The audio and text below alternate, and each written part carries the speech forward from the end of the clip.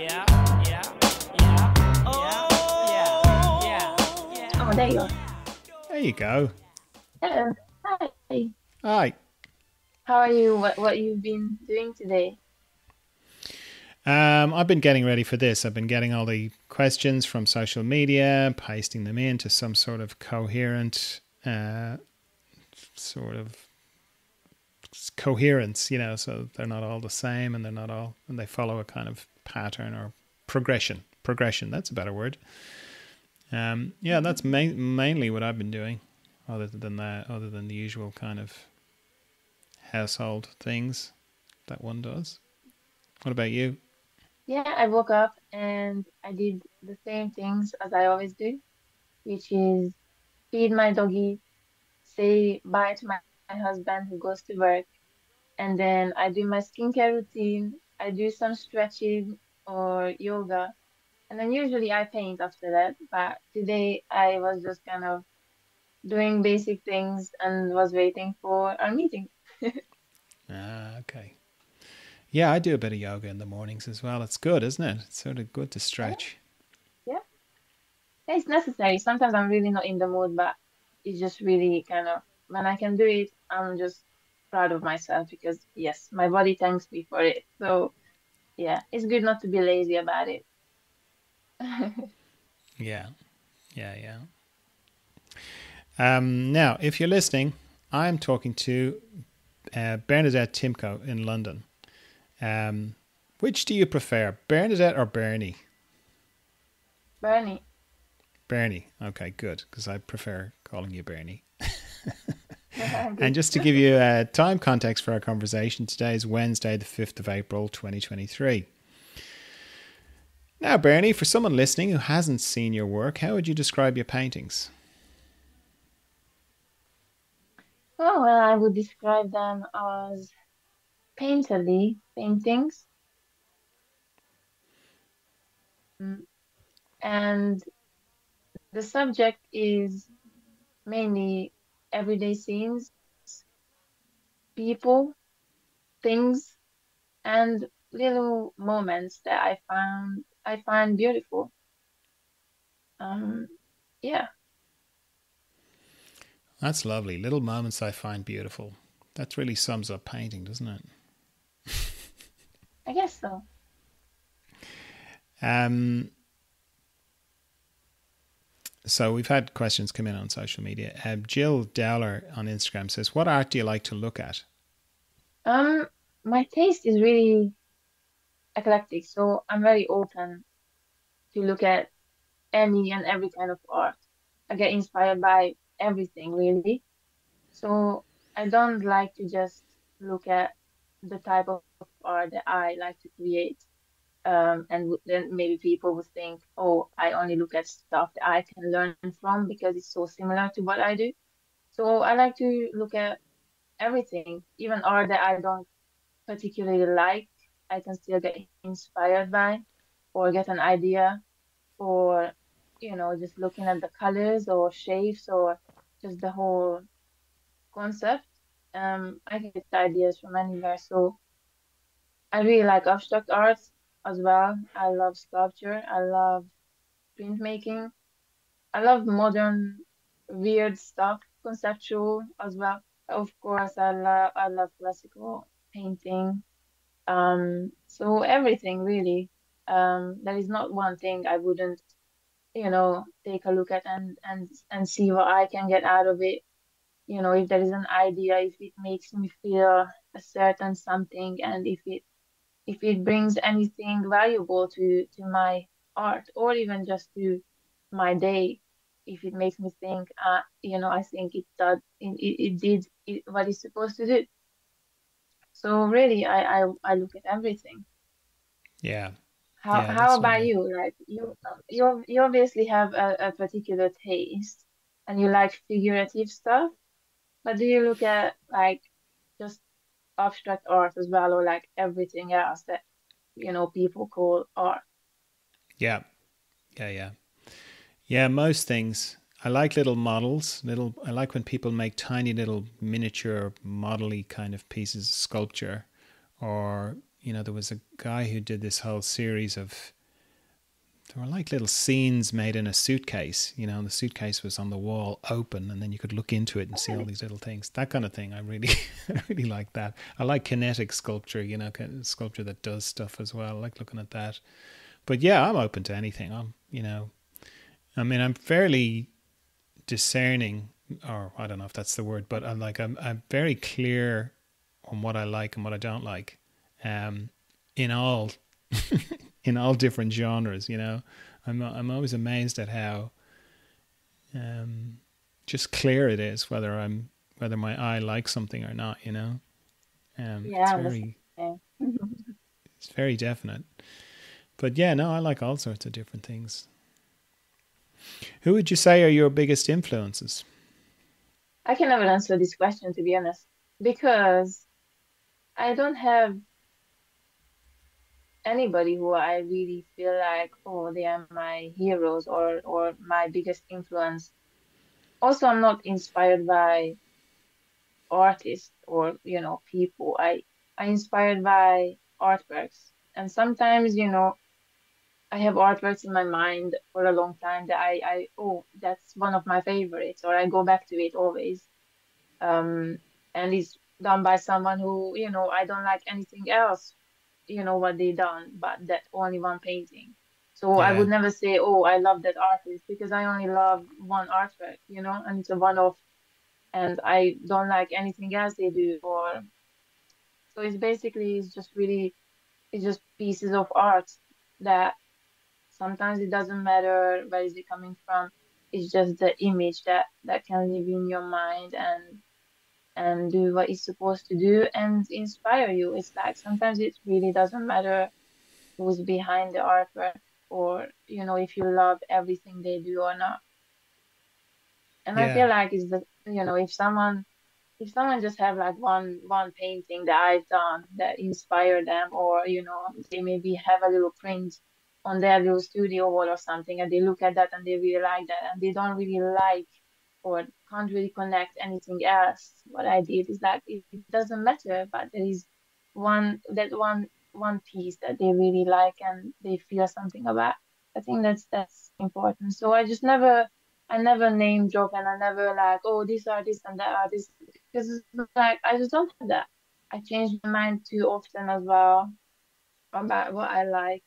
I go through phases and things change, and I just get inspiration and new ideas and new ways of looking at my work and other people's work way too often to say, oh, this is what I loved, and even next year I'm gonna love it. It's just always changing, and there's just only a very few amount of very few pieces of art that I still love, even like years after.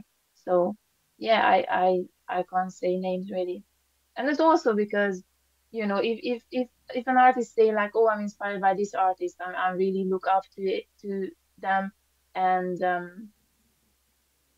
the people gonna feel like, oh, you must be a bit copying, or oh, where are the differences and where are the similarities, and they just try to connect the dots like, oh, if you're looking at one artist, you must be trying to be like them or something, which is not true. yeah, yeah, yeah. Um, So it sounds like it's a moving kind of yeah, thing. Like the paintings that are sort of you find inspiring this year will not be the same as last year, or are there ones that you always kind of go back to of like, yeah, that's just I can keep coming back to that particular painting. It's really inspiring. yeah, I have a few of those. I guess it has different names, I think. There is a painting by Antonio Mancini, and it's a portrait of a boy with a statue or a bust. He's like holding it on his chest. I love that painting for many years. So that's definitely a favorite. I just feel a certain connection to it, and I, I don't know. It's like paintings that you feel like, oh, you wanna just grab it and you wish it was tiny and you put it in your pocket, kind of thing, to like have it with you. Yeah, That painting has that feeling. Yeah. So yeah, I would say that is definitely a favorite. Yeah. I have like a little mind pocket. I put them in. Like I can think of I don't know if you're the same, but you know, I mean, the sort of well-known artists, that's great and everything, and yeah, of course they are fantastic. But I really like when I come across a painting. Like I can think of one now. I can't remember the person's name. Just came across it on Instagram. It's just one little painting they did.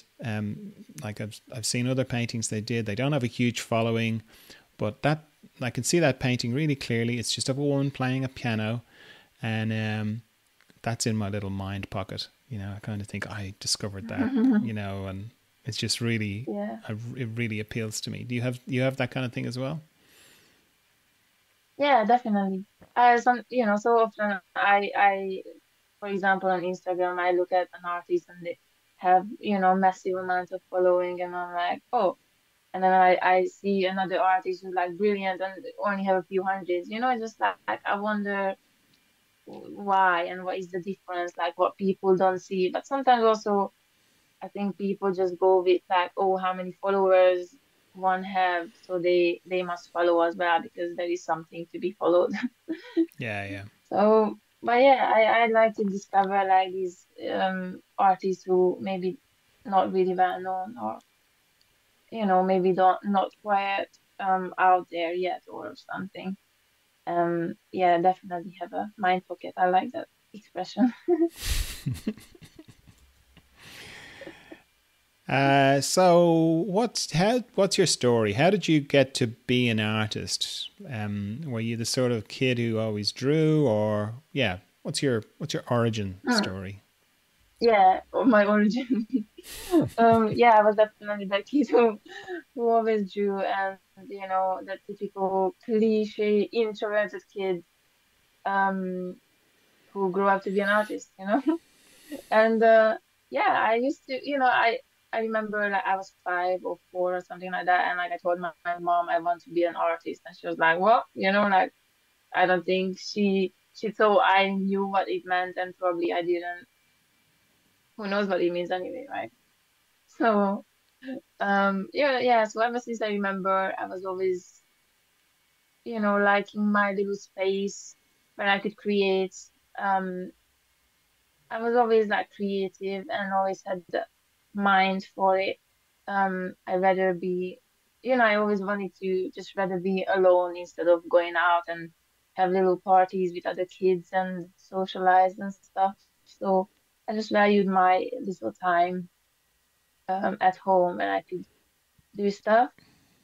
And then I was 9 when I got my first oil paint kit or set. Um, and obviously I was just teaching myself. And I was painting, I remember flowers in the garden, and just whatever. I used to like make a little setup for myself, like of jugs and cups and whatever, like still life bits that I seen in books and I got inspired by. So yeah, I was painting and drawing always. Um, and then in primary school, I was about, I don't know, 12 or something like that. And there was a teacher, this lady, who was just teaching, this basic drawing for everyone.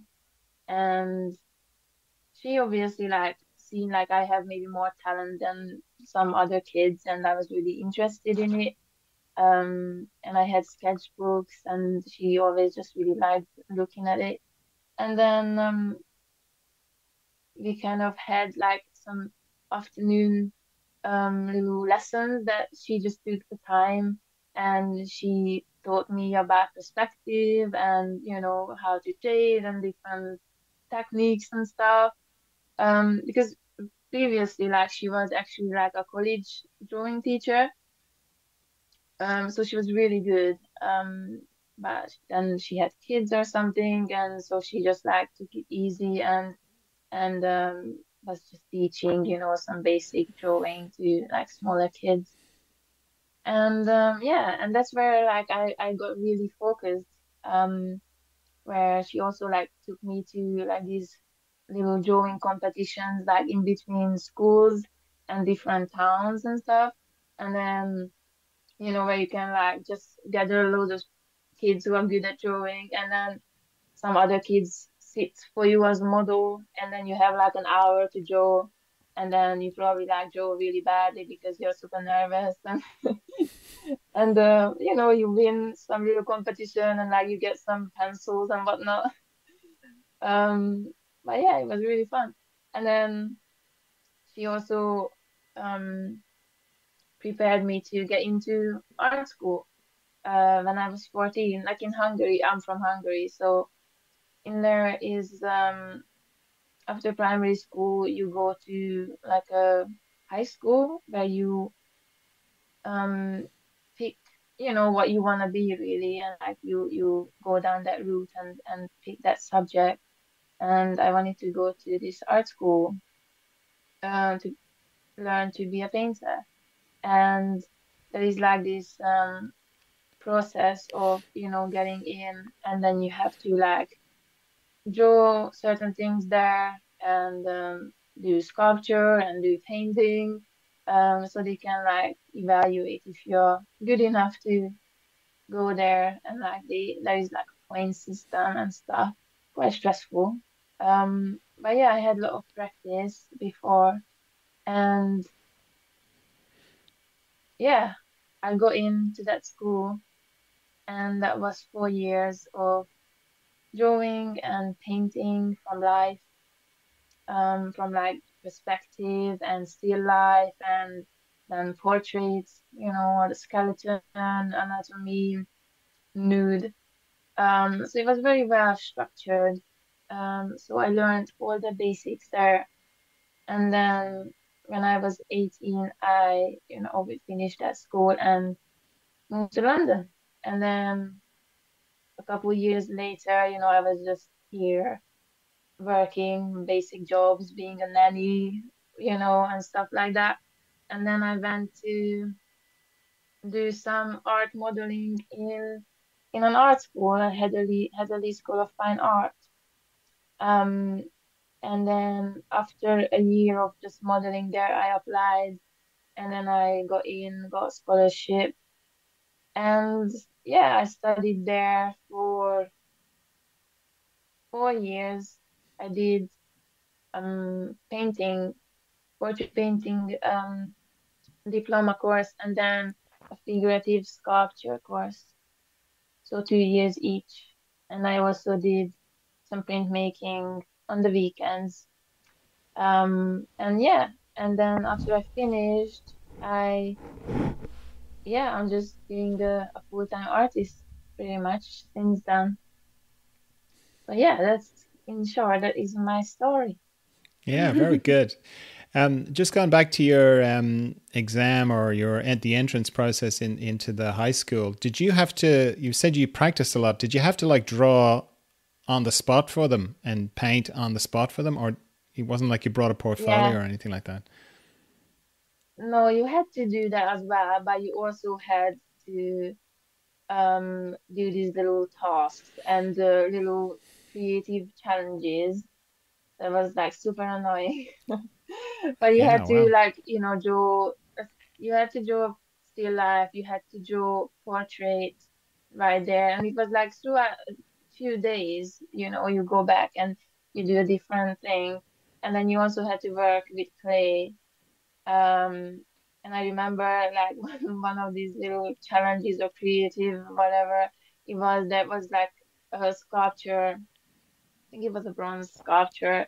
It was like a really massive seed of a peach, and but it looks quite abstract when it's like much bigger than it's supposed to be, right? And the idea behind that was like you have to like copy that, but also make a different thing out of what it is. And I remember like some kids like didn't even know what they're looking at, so they didn't know like how to make it into something different when they don't even know what it is to begin with. So like yeah, it's just like a little mind games or whatever, like just to see into our imagination and how we do things, based on like just little ideas. So yeah, it's like stressful stuff, but yeah, it was good.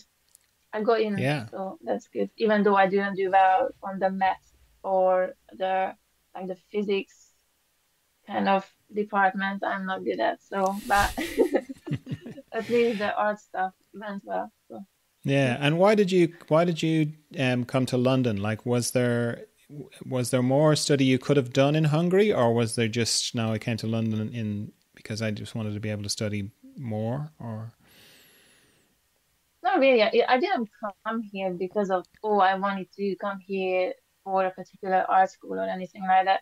Like I hardly spoke any English. Still struggle with it a little bit, but but yeah, mainly like I have family issues and stuff. Um, so I just needed to be on my own and go after my mind and heart and just start living my life and struggle a little bit, but at least I know what I'm doing and I can rely on myself and grow up a bit. So I just wanted to, I don't know, break away, I guess, and just start my own thing. And even though it was hard, it was like a very good decision because I wasn't like in a good space in my head, living in Hungary, struggling with family stuff. And I just thought, like I had an opportunity to come here, even though I had no money, I didn't speak English really well. And yeah, but I just rather decided like I rather try that than just like, oh, try to go to university in Hungary to like study fine art still. Um, because also it's very competitive there. There's like one art school in Budapest that everybody wanna go if you wanna study painting, but it's also like expensive to live there as well. And so it was just a bit like, oh, I could have this kind of challenge to come to a different country and have everything new and start new, or just struggle the same amount, same amount, but in the same old kind of situation, slightly different, but still there is the family issues, the same old things where you can't really grow, right? It's like everything is the same and you think, oh, you're changing certain bits, but it's not quite big enough of a change to have a real impact because you still like just, surrounded by the same old things. So I just felt like I needed that change. So yeah, that's why. That's the main issue. It was yeah, and you were 18? Is that what you said when you came to London? yeah. Wow, Yeah. that's very resilient. I don't think I would have been able to do that when I was 18. Not on my own like that. That's pretty amazing. Mm. Yeah, it was hard. It was hard, I'm not gonna lie. And also like I'm introverted, I'm anxious, I'm not very like, oh, people person and I can, make friends anytime, any place, kind of like I'm really not that person. So I don't know. But in the same time, I am my best friend other than my husband. So I just knew like somehow I can rely on myself. Sometimes I feel like it's me and myself. So I'm never quite alone, which is kind of sounds a bit schizophrenic, but it's not. No, no, that I get that. That's good. Yeah. But Yeah. what's amazing is to have that at 18. Like it's taken me many, many years to get to that sort of place, but to have it when you're 18 is pretty good.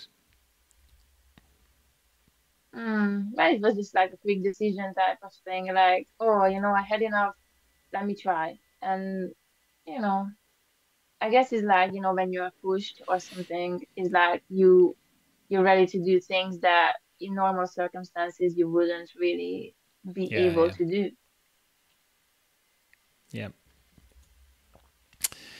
yeah. Um, or TA, so maybe that's Orta, I don't know, on Instagram says, what was your schooling experience and how do you think it influences and impacts your art currently?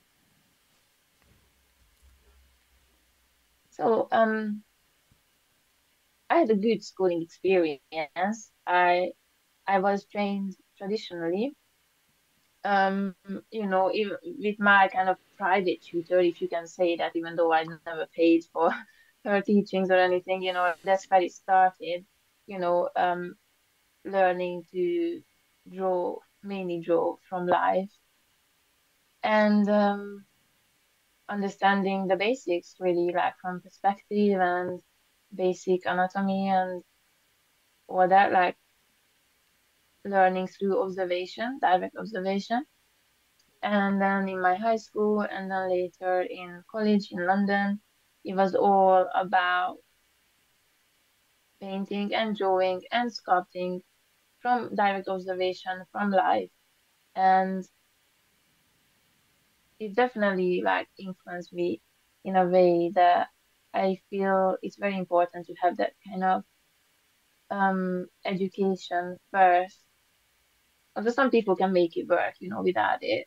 But for me, it was really kind of reinforcing the idea of the the importance of studying, like how the old masters did, or not forgetting how important it is to learn from what we know, and then we can go crazy and do abstract or do whatever. But we have to do the things first that is like that everything comes out of, right? Like reality, right?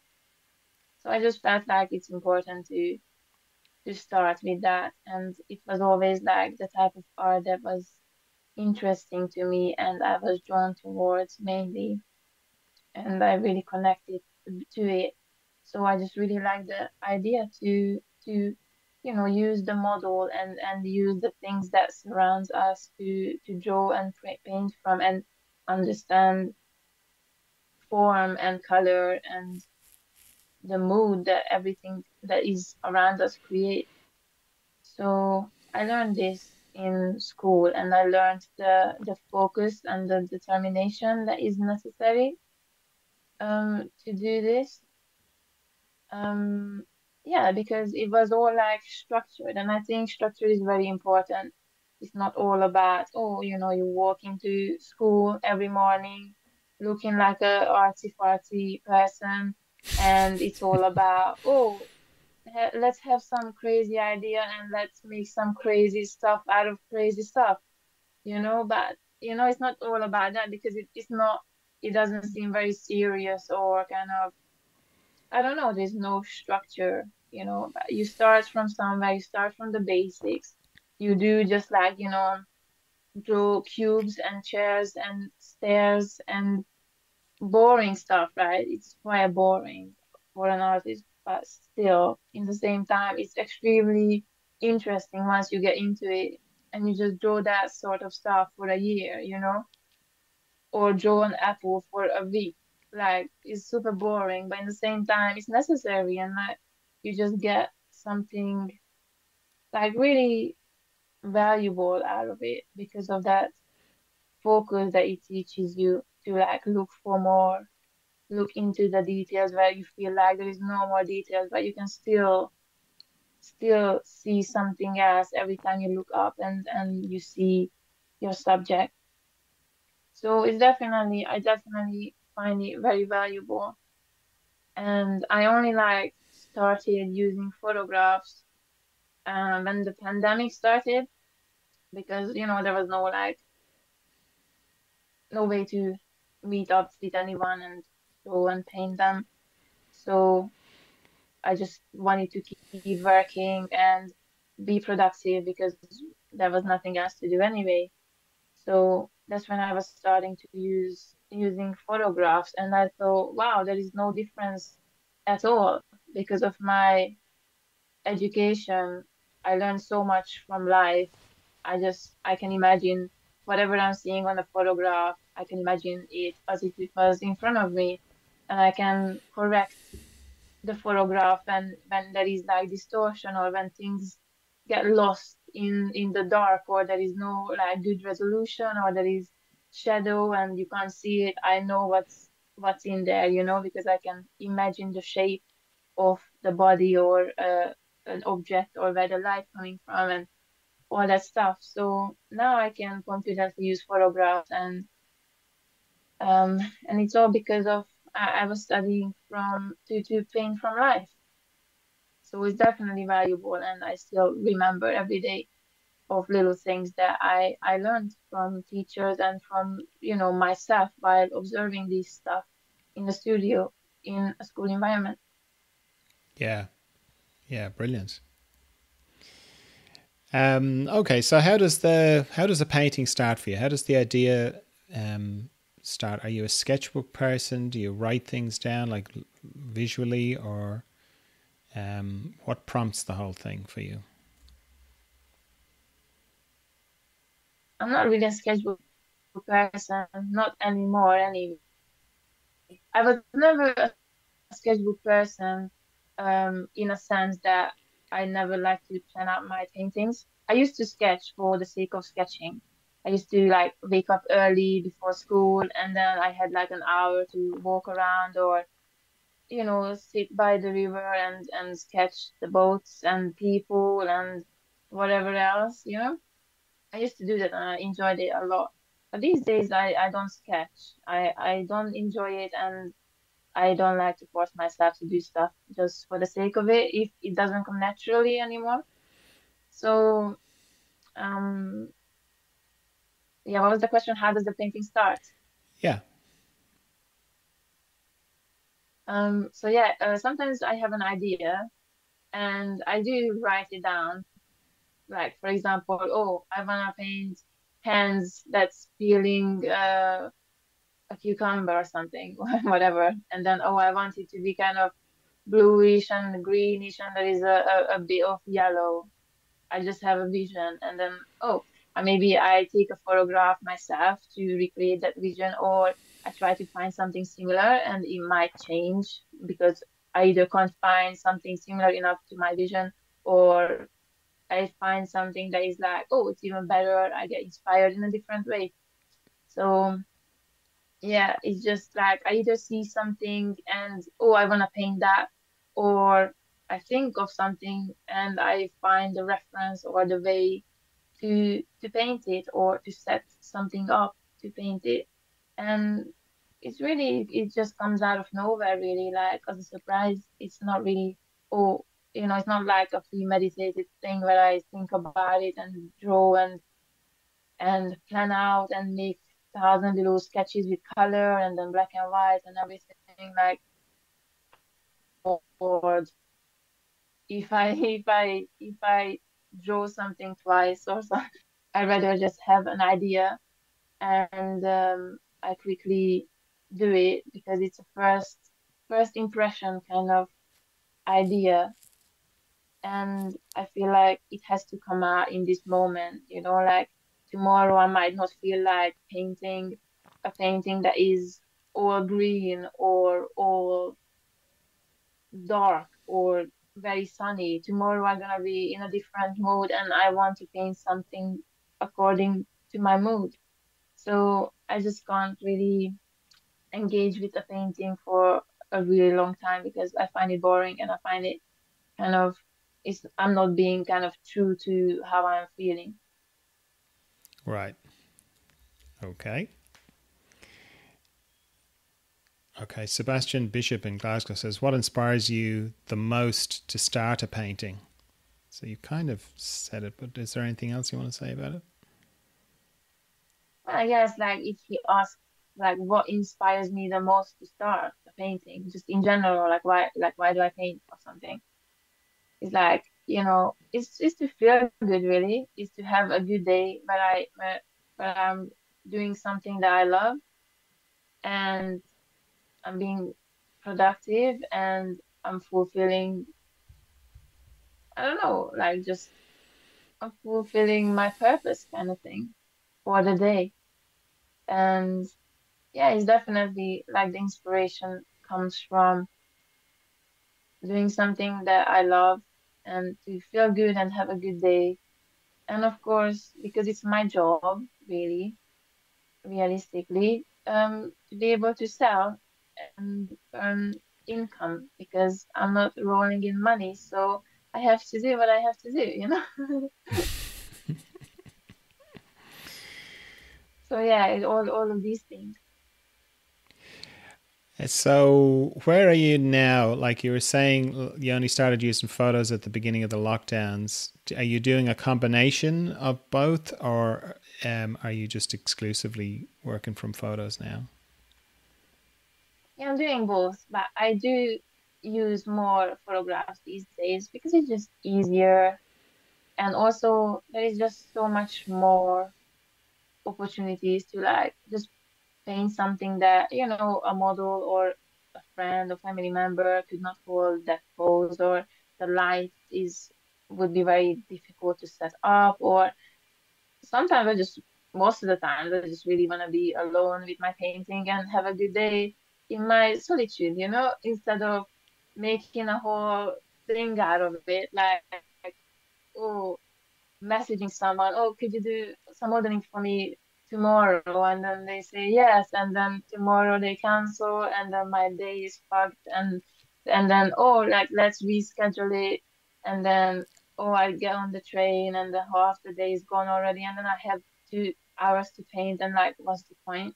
You know, I want to wake up, and then at 8 o'clock I'm already deep in painting, and then I paint throughout the day, and I don't have to you know, manage my time according to other people's time.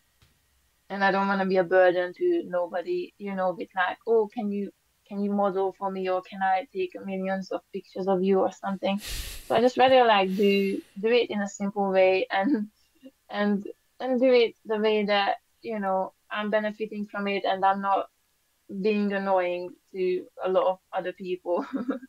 Yeah, yeah. If I don't have to. So yeah, I rather just like stumble upon photos, or we have like a picture sharing, like reference sharing, little forum as well, um, from some of the Instagram artists and stuff. So yeah, it's really easy to find references these days. Like it's literally everywhere. Like you're looking at pictures 24/7 these days, right? Yeah. What's the name of the photo sharing thing? Angie Bell was I Ah, was is talking to her the last week, and she told me about it. the I've forgotten the Penyo, name of it. Penyo, isn't it? How do you spell that again? CANE, and then YO, just Kane, yo, And they're on Instagram and as it's on well, aren't they? Telegram. Yeah, they share Yeah. the paintings of the members there. Although not these days, not so much these days. I think it's kind of somebody slowed down with the sharing, but yeah, it's still like going strong on Telegram, and anyone can join if anyone needs references. So or like meet other artists. So it's a good little group. CENYO. Is that what you said? No, cane, like cane sugar, Oh, like CANE hey. and YO. Ah. And it's on Telegram. But yeah, if you, yeah, I can send you a link as well, like if you wanna share No, it or I you found wanna it. join or something. I found it. Oh yeah, Yeah, well, when I was talking to Bernadette, not Bernadette, your Bernadette, when I was talking to Angie, yeah. she spelled it for me as well, but I didn't register. And then I was looking for it the other day, and I couldn't find it, so I found it now. Yeah, okay, brilliant. Esther Cawley in London says, "What an amazing artist!" She's talking about you there. So excited to hear this. My question: how is photography integral to your work, and also what do you feel are its benefits and limitations? Thank you. Well, benefits are definitely what I just said, that I don't have to be around people. But I still love painting people, and uh, I love observing people, but I'm not necessarily like to um interact all the time or a lot of times. Um, so that's a that's a very good thing about it, that I can just be alone with the painting and without stress, without feeling the need to get the likeness right of the person I'm painting or something, or I just hate that. I really hate to like have a model and then they come and like they want to see some amazing painting of themselves and they look the most beautiful, and I'm like, yeah, I'm not here for that. So that is definitely a benefit that I can just be alone with my painting and I can just listen to music or talk to myself or listen to and watch some stupid comedy in the background, or just depends what I'm in the mood for, you know? So it's just really nice. It's just nice to be alone and paint a bit.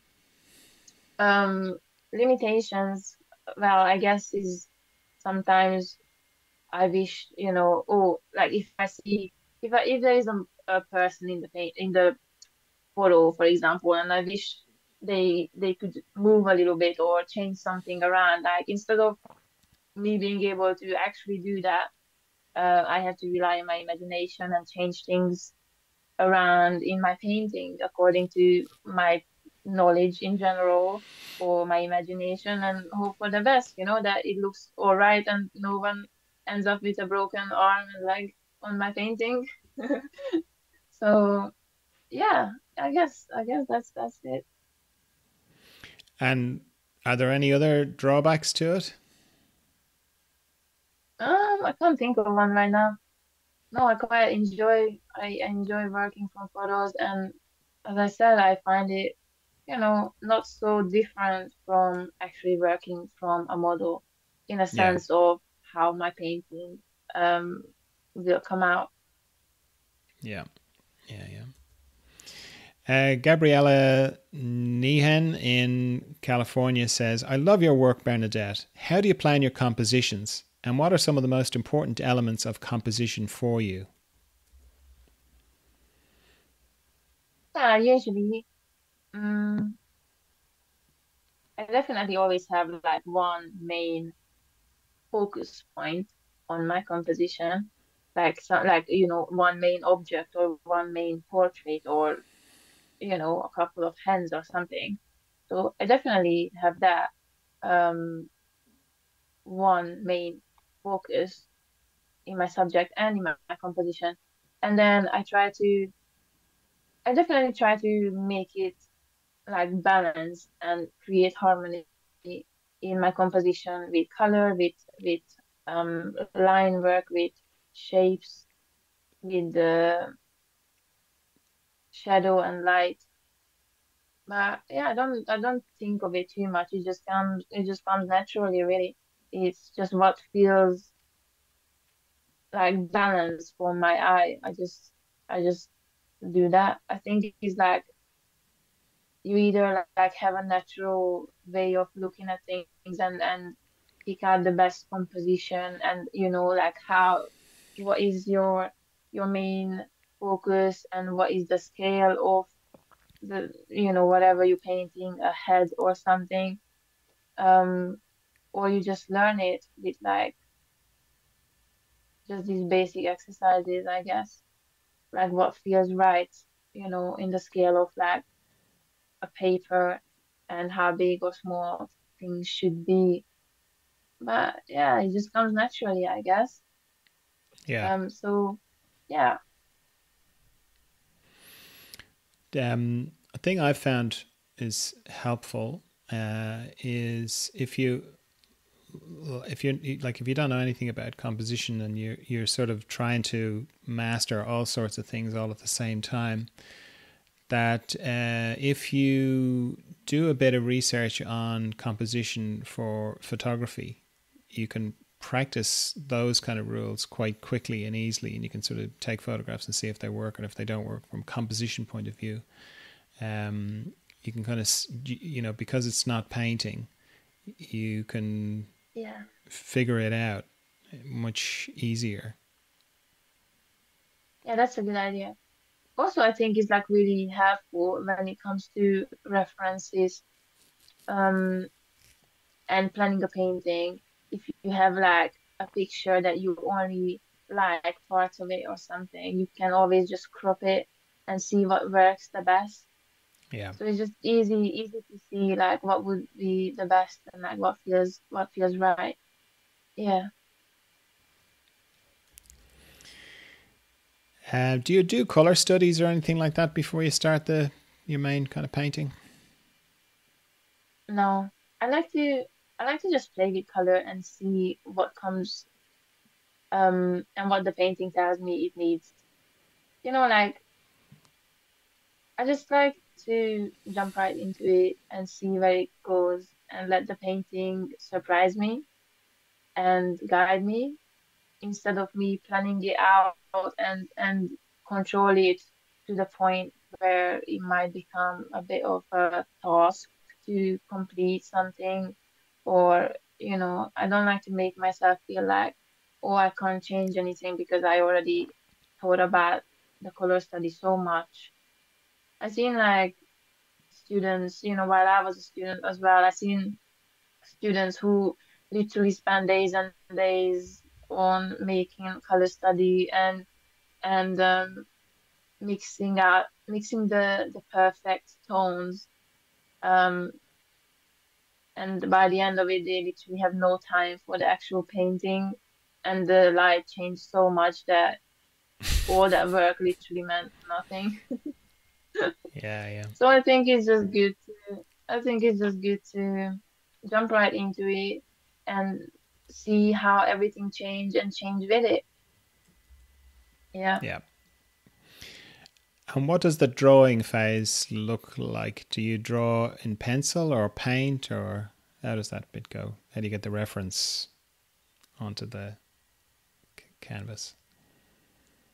Yeah, it's very quick. I don't draw with pencil. Sometimes I use charcoal, but most of the times I just use like a little brush like this. Yeah. Just a little rigger. And I just sketch in really quickly. I don't do detailed drawing or anything because I feel like it it takes away like the chances of the little accidents and the little movement in the paint that can, make it a bit more fluid. So I don't want to be like too kind of, oh, stay in the line kind of painting. Um, so yeah, I just sketch it up really quickly just to see where everything is, and I just always can't wait for the painting phase. So I just want to paint it.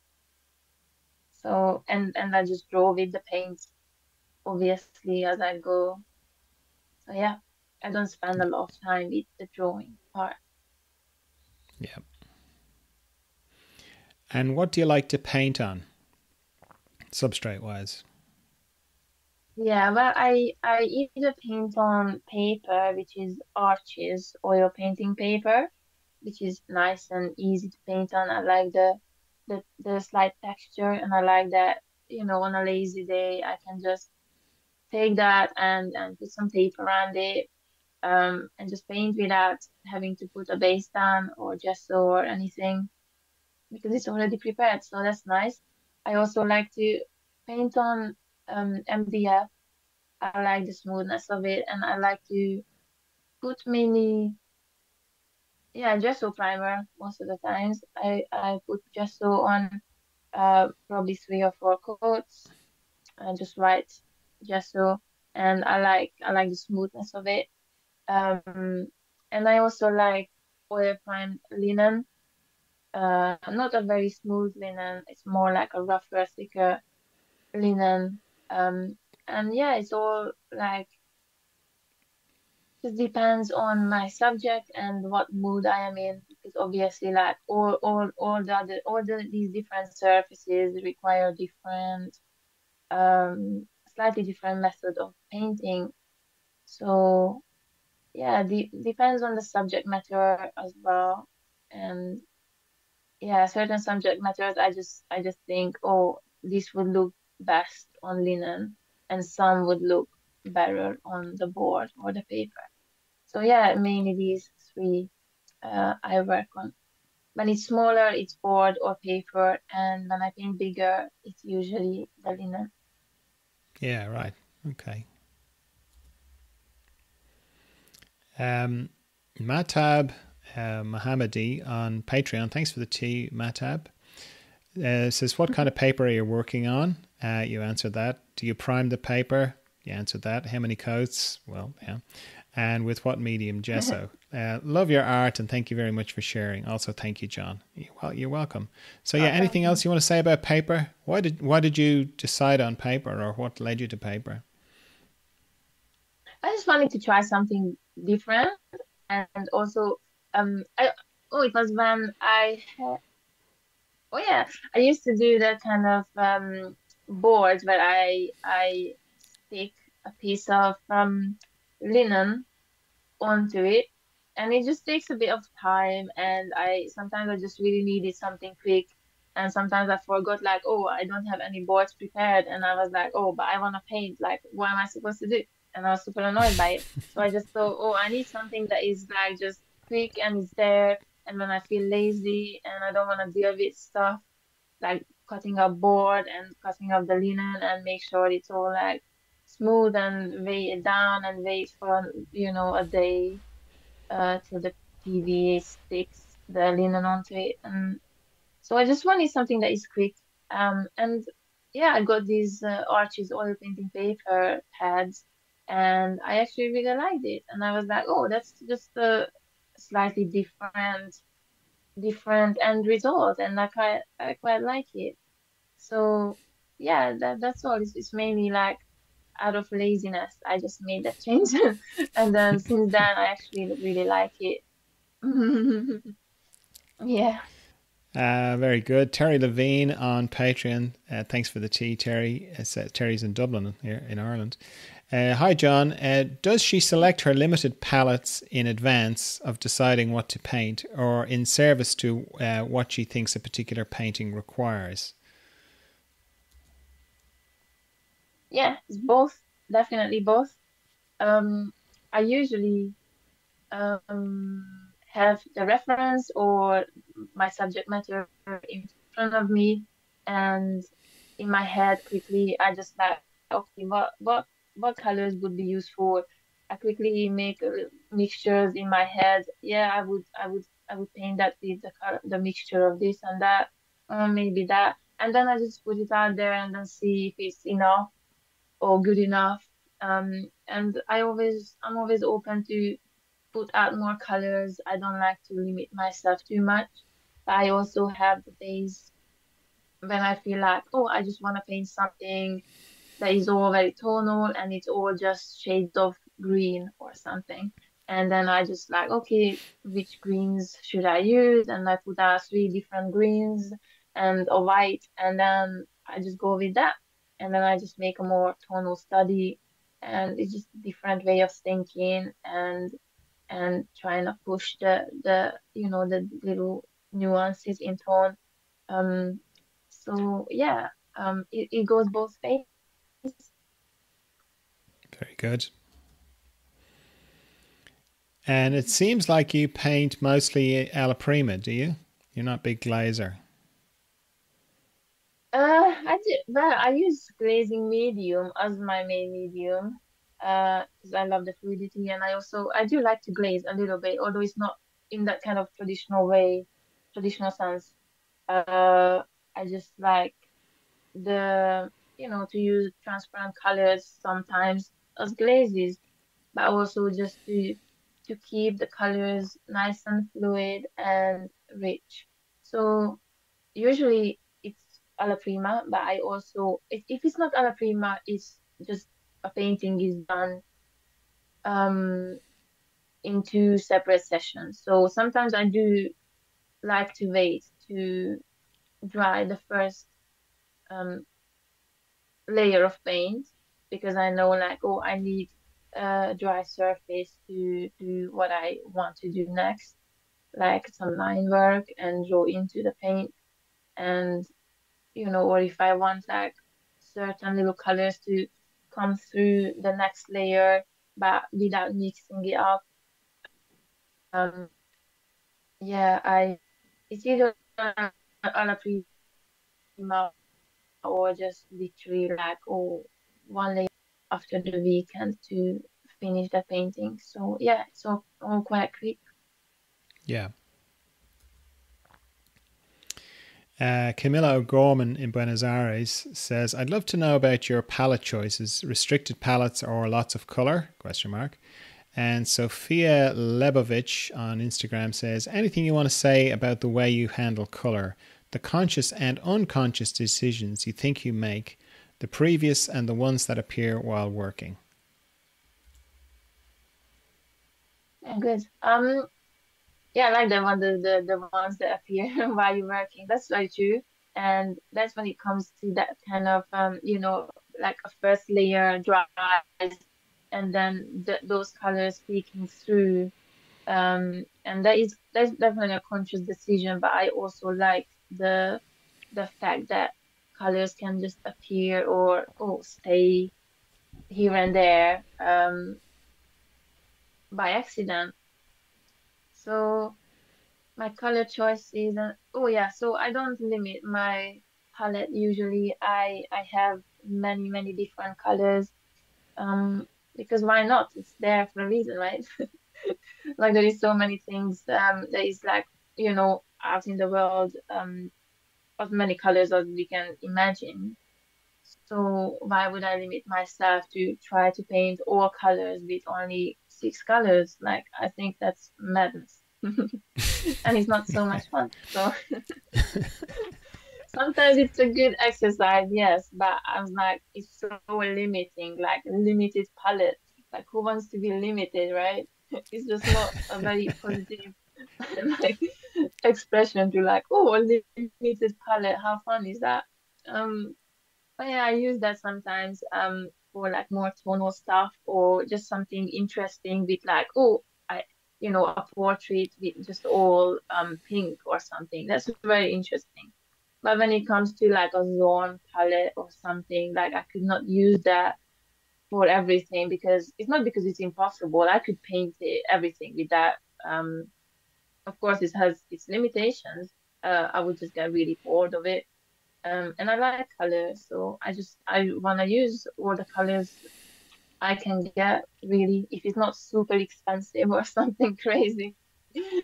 Yeah, I like to use any color really, and I think it's just much more interesting to see, oh, I can, like I know like I can mix up a purple or a pink or something, but you can mix up many different purples and pinks out of an already mixed um pink and purple and so there is like so many more shades um comes out from the ready mixes, which is just interesting and just really fun and playful, and I think that's what painting is all about. Very good. Sacrilege. Sacrilege, but very good. But it's very refreshing. um, so apart from the glazing medium, do you have any other mediums that you always like to use? I'm not really. I I, I use no I use the glazing and blending medium. Um, Did you say blending Other than medium? that, I use yeah glazing and blend. Usually it says like blending and glazing medium or whatever. Even though I'm not using it to blend, but it helps with the fluidity and everything. It's just that's what it's called, but you can use it, as many ways as you want to. So yeah, I just like the what it does to the paint. Um, so yeah, no, that's all I use. I don't use anything that's like, oh, it thickens up the paint or anything. If I want thicker paint, like I have paint sitting on my palette and it just loses its oil, like uses loses oil from itself and dries out a bit. So if I want some like more solid or gritty paint, I just scrape some old paint off my palette. Yeah. Um, do you talked about how you're using a rigger for the drawing, but do you have a like preference when it comes to brushes and brush shape? Yeah, definitely. I have a favorite.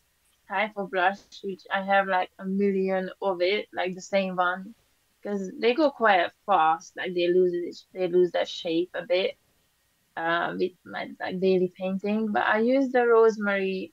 It's a synthetic mongoose hair. It's called Eclipse Comber range. Um, and it's one of these. It's small and it's when it's new, it's very nice and sharp. It comes to the point really nicely. I use this brush for like literally everything. It looks like a And flat, I is it? also have like yeah, it is a flat. It's a comber. So I use What did you that say and I that have range like was again? Eclipse comber. Eclipse. Yeah, yeah. I think I've got some of them. Yeah, yeah, And they're good.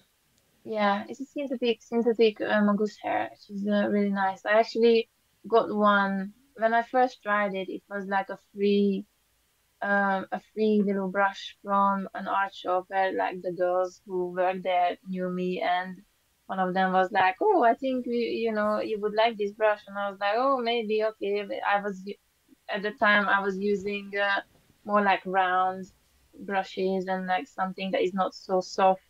And I was like, oh, all right, a free brush, I take it, whatever. And then ever since I just been loving it, and like I'm like, wow, that girl just changed my life that day. And do you So use yeah, just yeah, small I just small ones of that, or do you have like bigger versions of it? yeah, I have some bigger versions. Some is like really chewed up now. But like for example, this is new. Like look how Yeah, yeah. sharp this is It's when like a it comes knife. to Yeah. like yeah. So this is the 1 inch, and then but usually I use um the smaller one. I can't see the number right now. But yeah, I use this small. I use this for everything, like even on bigger painting, it works really well. But I also like use um some like really like chewed up kind of soft brush. This was for watercolor actually, but it does the same kind of job, but it gets more kind of fluid paint into itself. So you can spread more or like make bigger marks. Um, but yeah, that little rosemary brush is my main brush for everything. I just really like it, and then a rigger for from the same range. Yeah. Yeah, I like riggers too. Mhm. What kind of palette do you have? Oh, I have this old palette. I think it's actually yeah, Miriam Escofet, the Yes. artist, right? Yep. She's been on Yeah, the I podcast. Yeah. think I borrowed.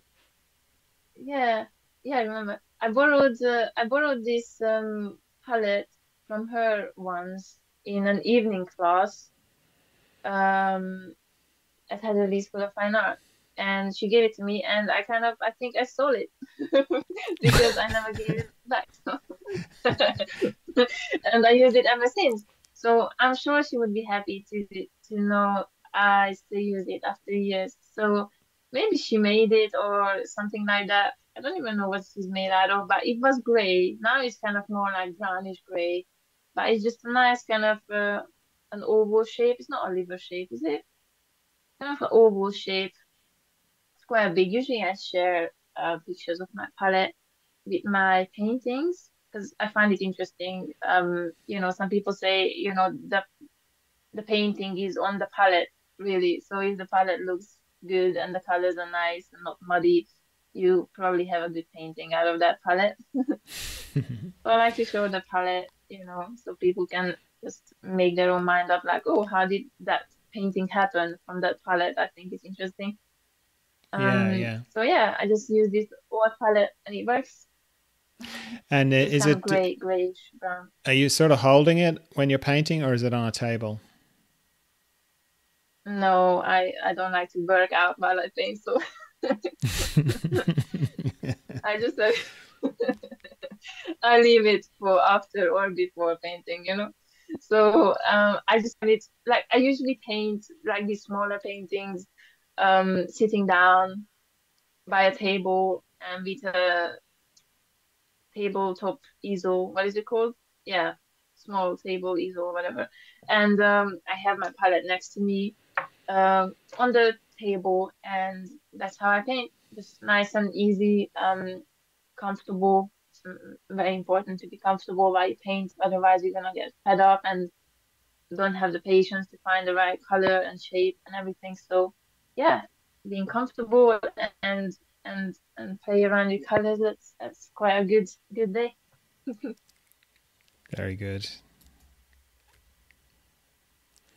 How do you check yourself as you're working?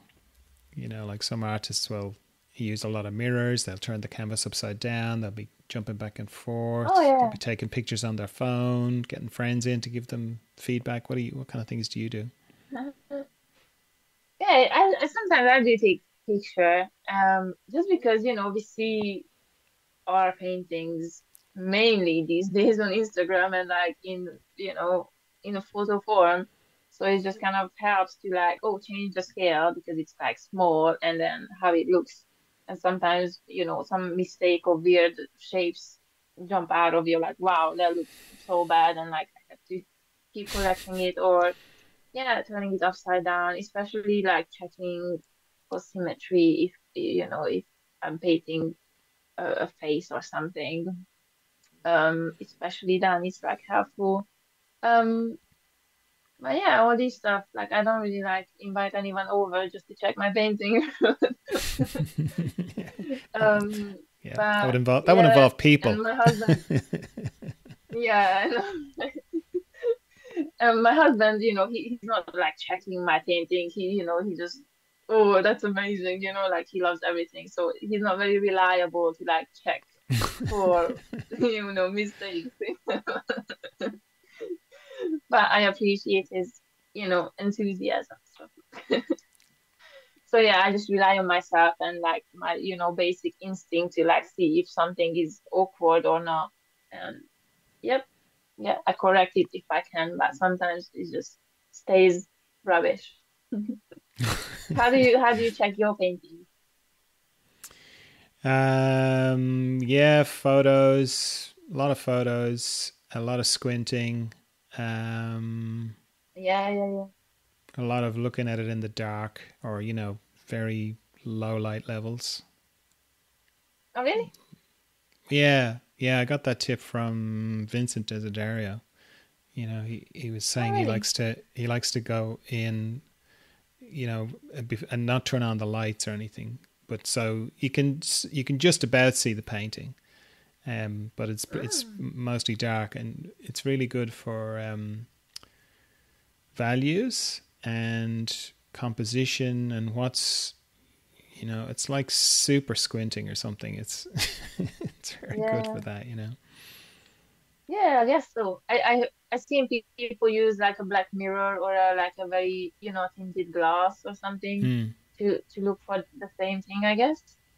yeah, yeah, Yeah, that's interesting. I don't think I ever do that, or like not consciously really. yeah. What's your varnishing preference? Well, depends. I use, what is it, Gemvar? Is it? Yeah, like a satin Gemvar varnish. Or sometimes I just do a little bit of retouching varnish if something needs to be just quickly refreshed and there is not quite enough time for all that varnish and stuff. So yeah, just that, just gamma or like a basic varnish, whatever. Yeah, I don't think it's like, oh, that much of a difference in between each art, like painting varnishes. So yeah, I'm not like a snob about it or anything. What kind of lighting setup do you have in your studio? I have a window.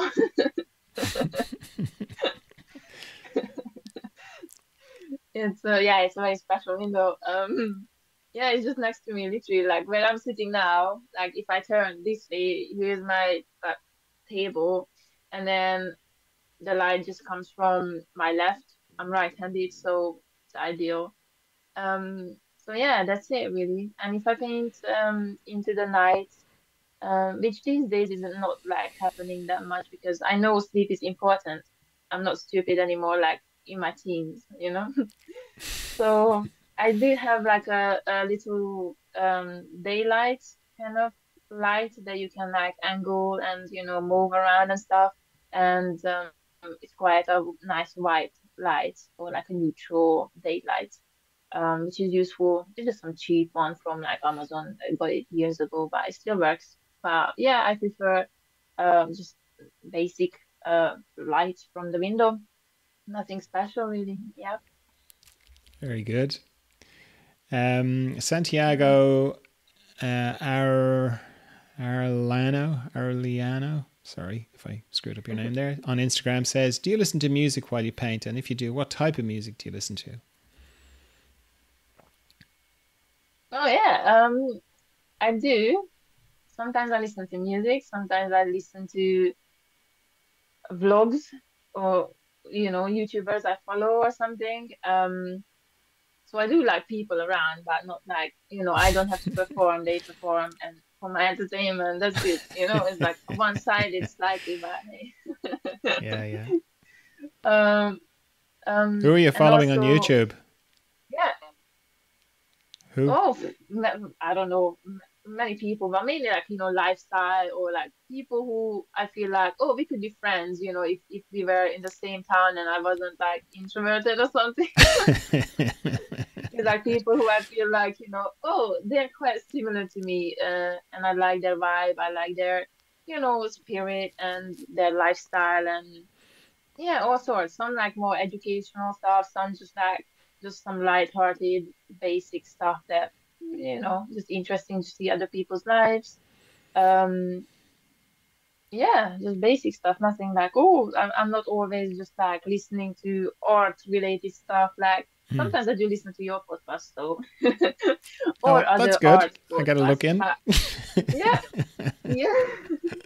But sometimes I'm just like, you know what, it's just too much art, art, art stuff, just Yeah. let me just paint my picture and just like feel like a normal human and not like, oh, art everywhere, like it's too Stop much. talking to me Like about just art. chill out with that.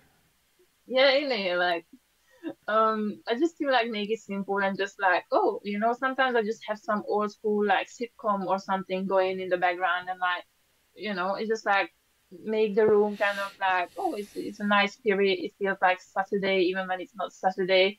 Like, I don't know, I just have that kind of good vibe. But going back to music, I listen to all sorts of music. It's again it's the same thing as with art. Like my taste is very eclectic and it's all depending on my mood. I'm very like I base every decision of my life on my moods. So when it comes to music, it's definitely like a mood thing. For me, I have different playlists on Spotify depending what mood I am in. I love really kind of old school romantic jazz. Oh, I love classical, but I love Afrobeat. I love hip hop and rap, and I love all sorts of music. Like I just appreciate that when I can feel like there is real talent behind it. Like no matter what you do, but I just feel like wow, there is an artist behind it. And if it's like some, crazy rap that I can't understand half of the things they say, but in the same time, if I look at the lyrics, it's poetry. I just like, wow, that's poetry, like, and I appreciate it. And if there is a good tune that is like just sticks in my head all day, I just really love it. And like, for example, I have one song that is like can really just sum up my mood, like in general, like if I was in a movie and my character would have this theme tune, it would be this song called uh, "The Feeling When You Walk Away" by Eve's Tumor. And I think he's like a London-based artist. And he's like really cool and like experimental and stuff. And this song is just like, it's just the vibe, it's just everything. I just love that song so much. So I sometimes I have that on repeat like all day. So yeah, it also like sounds like riding a nice vintage racer through London in like a hot day. That song like sounds like that. So yeah. Wow, that's brilliant. Soundtrack for your life.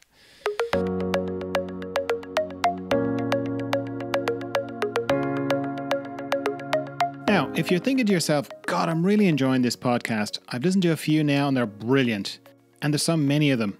And I've learned so much from listening to them. And you know what? If I met that John Dalton fella in real life, I'd love to buy him a cup of tea and have a chat with him. I'd love to do that every month if I could. Well, now you can. The tea part at least, because this podcast runs on cups of tea bought for me by people like you who listen to the podcast and send me the price of a cup of tea once a month through the Patreon account. That's patreon.com/John Dalton Gently Does It. All one word. And if you're one of those people who already send me cups of tea through Patreon, thanks a million. The tea is lovely and I really appreciate it. Now, the great thing is that if you can't afford to send me the price of a cup of tea or you don't want to, that's fine. You still get exactly the same podcast for free.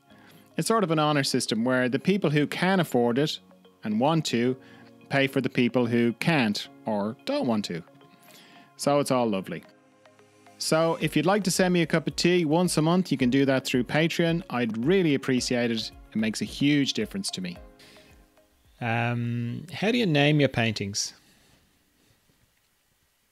Oh, sometimes I just literally like I just look at it and I feel something come up like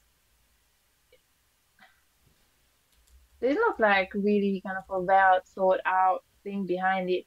It's just like the mood I'm in and something that is like a little story or something form in my mind while I'm painting and I kind of like it's like I'm getting to know what's going on in the painting while I'm painting it.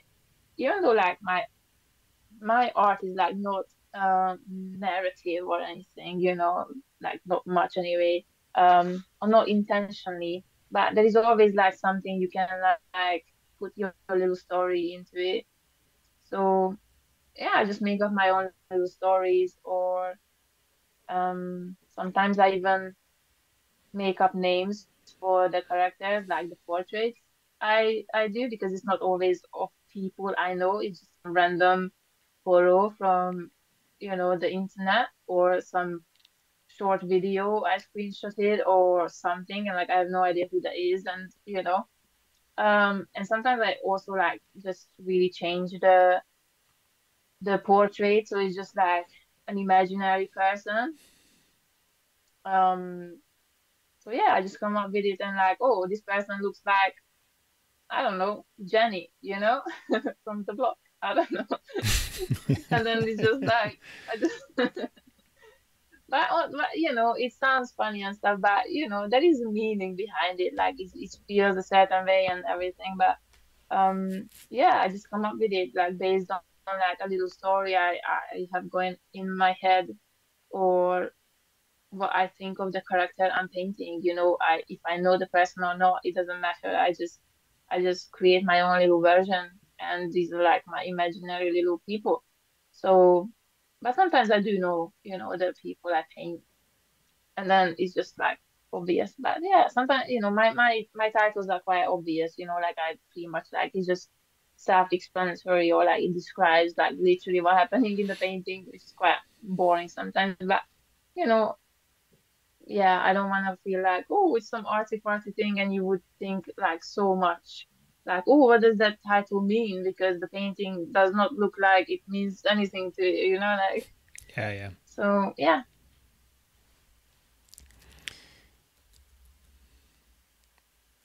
Gail Dowler on Instagram says studio rituals, question mark. And Terry Levine again on Patreon says, I'd love to hear about her studio practice in general, what a working day looks like for her, how she prepares to begin working, whether she ritualizes painting in any way. yeah. Oh, yeah, I like the question. Definitely. I do feel like it's a ritual. It's a ritual for a healthy mind. Um, so as I said, in the morning I try to start painting as early as possible. And after I did my skincare and I do some stretching in the studio, usually I just have the mat here. So I just do some stretching and sometimes I watch some videos and listen to podcasts or music while I do that as well. I just get into that mode of like, just be around my paints and things and just think about what I'm gonna paint. Because sometimes I wake up and like I'm not quite sure, so I have to look through references or look around what should I paint, just what mood I'm in. But sometimes I know from the day before what I gonna paint, so I'm just thinking about that in my head. I'm already painting. And once I finish stretching and stuff, I just sit down and paint. Like it's that simple really. Like for me it's not, because everything is just here and like how I use it and like I leave it like that every day so it's ready. Um I just sit down and paint and like that's it. And then I usually finish around 4 or before 4. So, I like to just like um do the painting till then, and then um my husband comes home and like we spend the evening together and we like cook and stuff and do like basic things. So yeah, that's like how my day look like usually.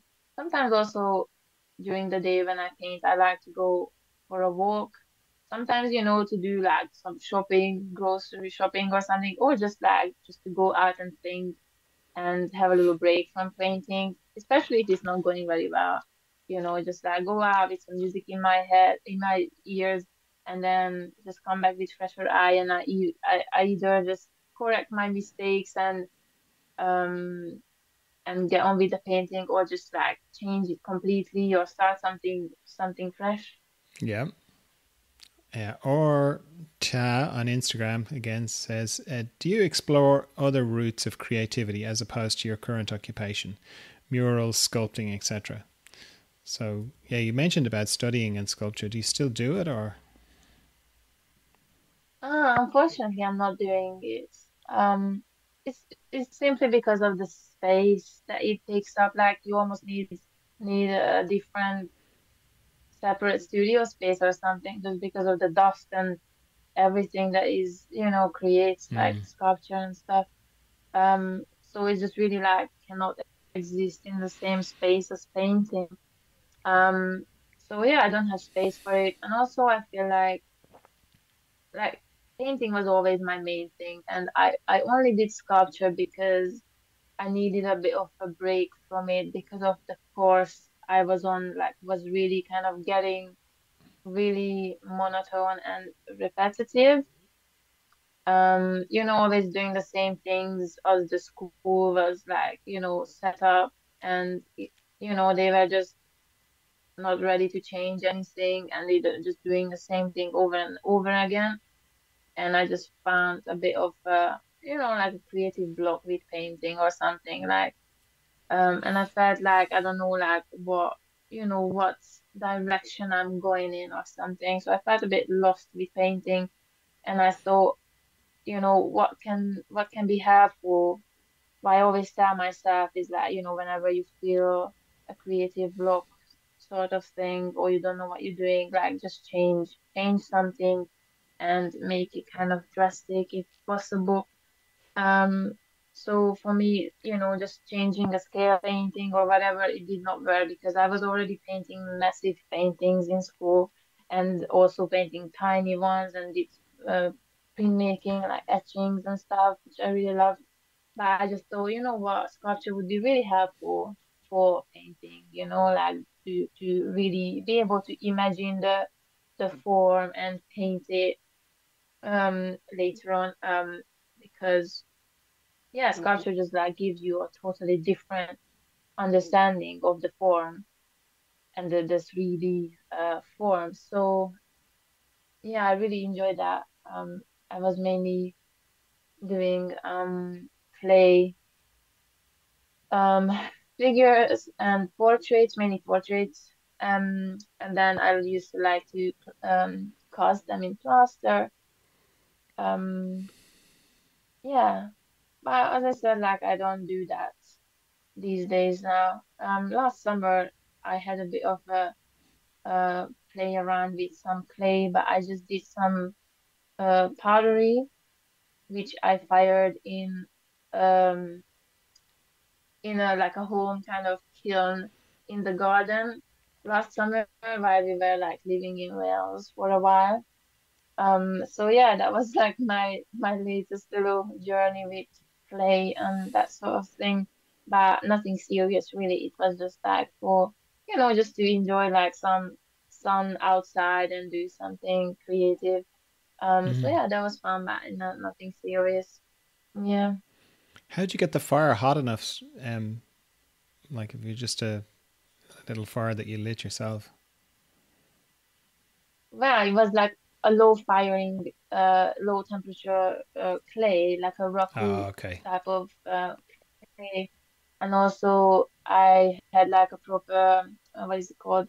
Like a barrel, and like I did the barrel firing. So it was like hot for over 24 hours. Okay. So there is a way, like I watched the tutorials and stuff, and I got some pieces out of it, that didn't explode. So Yeah, that's always good when it doesn't explode. Yeah. Christina Kent on Patreon. Thanks for the tea. Christina says, so excited about this interview. I love Bernadette's work. Her use of colour and composition is incredible and her mark making is so captivating. I'd love to hear more about how she developed as a painter. In particular, if there were certain practices or exercises that really impacted her artistic growth. And then Orta on Instagram again says, could you share key tips you use within your creative process or habitual approaches you take when working? So they're kind of the same question, but yeah, certain practices and yeah, exercises that impacted your artistic growth. yeah. So I definitely, it's not really like exercise. It's not like some particular particular recipe for what I do. It's mainly about the practicing everyday thing that I always just found really important, because I think like the main thing is to practice as much as possible, and anything or not doing your craft, you thinking about it, like whatever you look at is it's a subject to paint in your mind. When you're sitting on the train, you look at people and you mix up the color that's on their forehead, or it's about looking and learning from it. Like, I think it's just as important as actually doing your painting or doing something artistically. um and yeah, whatever like you want to develop or whatever you want to be as an artist, like whatever style you want to call yours, I think you just need the time that you put in to your practice, because it does not come over time. And I I don't know, like back in the days I used to have that kind of idea of like, oh, I kind of want to paint like these more like realistic, darker paintings. Um, but in the same time, like life changes, and when I don't feel like that, I don't feel like I'm in a dark place, and I don't feel like that sort of method of creating something with tons of glazes, or working on something for days and months, it does not come naturally.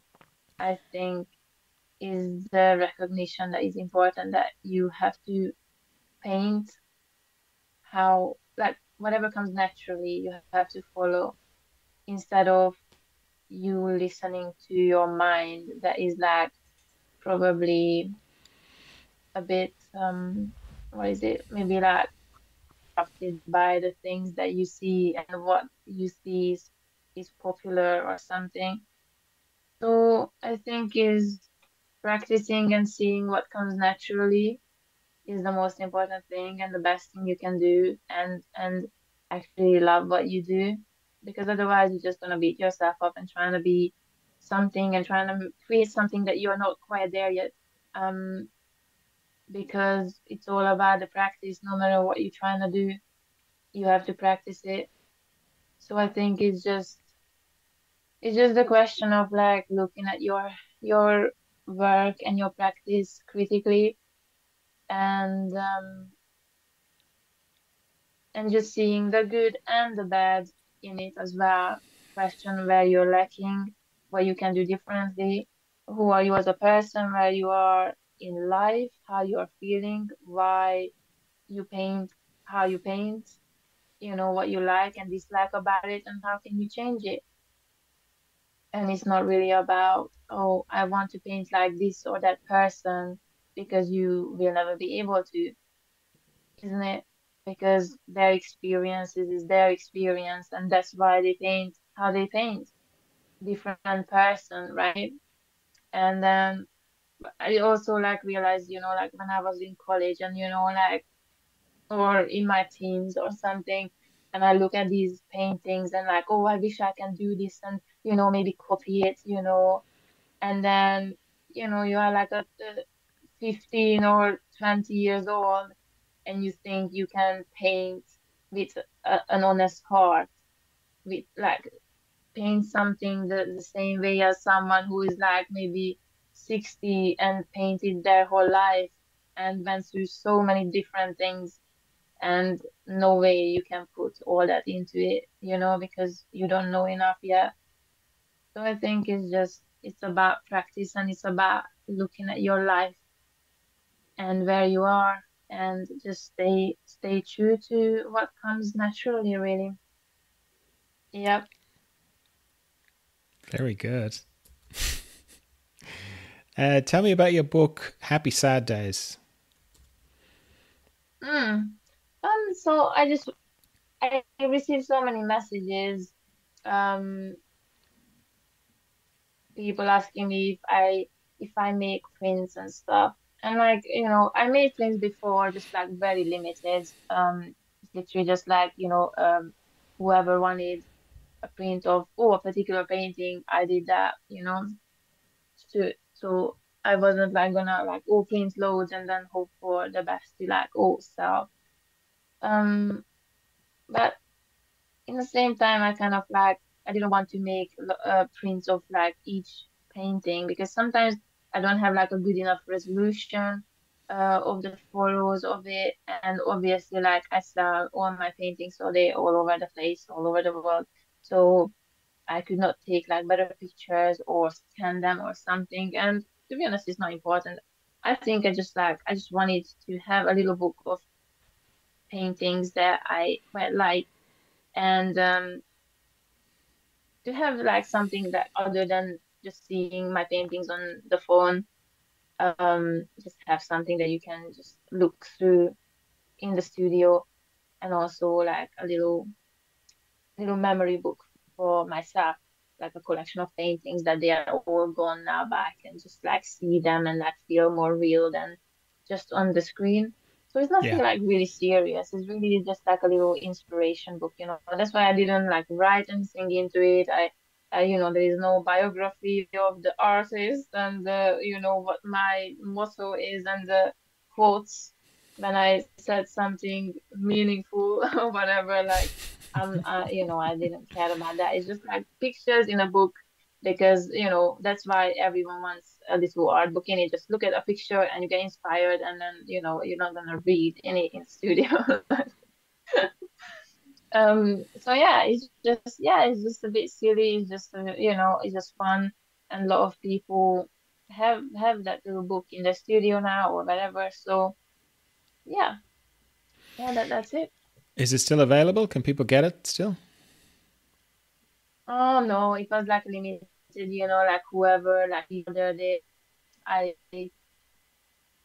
painted exactly the same amount. I literally had like two extra, and like I have one and I sold that other extra, and then that's it. So Oh, yeah, okay. I didn't want it to like hang in the air and like, just like, oh, maybe I sell more and like, it's not important anymore, I make another one and like people can, have, another one and like collect these little books every year or something. I don't know, just an Yeah, idea, yeah. but who knows, maybe I get bored of it.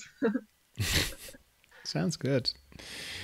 Um, Anja Rome in Wuppertal in Germany says, "Great, have fun." I think she's talking about the interview. Says, "I'd like to know Yeah. how you structured your atelier and if it's separated from your home or in the same place. Do you have a pet? Are you planning to give any workshops or classes online or in person this year?" So, a few questions there. Have you structured your atelier? You don't have a school, so I'm guessing, not that I know of anyway, that she's just talking about your studio. No, maybe she means the studio, yeah. I Yeah, think so, yeah. my studio is just a room in my house where I live. It's literally just next to our bedroom. And yeah, I definitely need my studio to be at home because it's just there, ready any time of the day, and I don't have to leave the house to be productive and paint and do what I want to do. So I think it's just really convenient, like sometimes I can just come in here and paint in my pajamas and it's a good workspace. Yeah, Working from home is everybody's dream pretty much. So I feel lucky just to have a room that is spare and it's good for a studio space. So yeah, it's nothing special about it really. It's just functional. yeah. Mhm. It's not everyone's dream. Some Yeah, people prefer to have to go away. That the lack of structure and the fact that yeah, they can paint in their pajamas is too fluid for them. They actually like the having to have somewhere to go and that it's just a space just for true. painting. Hasn't been. I've Yeah, never had it like yeah, that, that's so true as well. I don't know. But I've always had everything at home. I'm kind of used to it. I think it requires a certain kind of.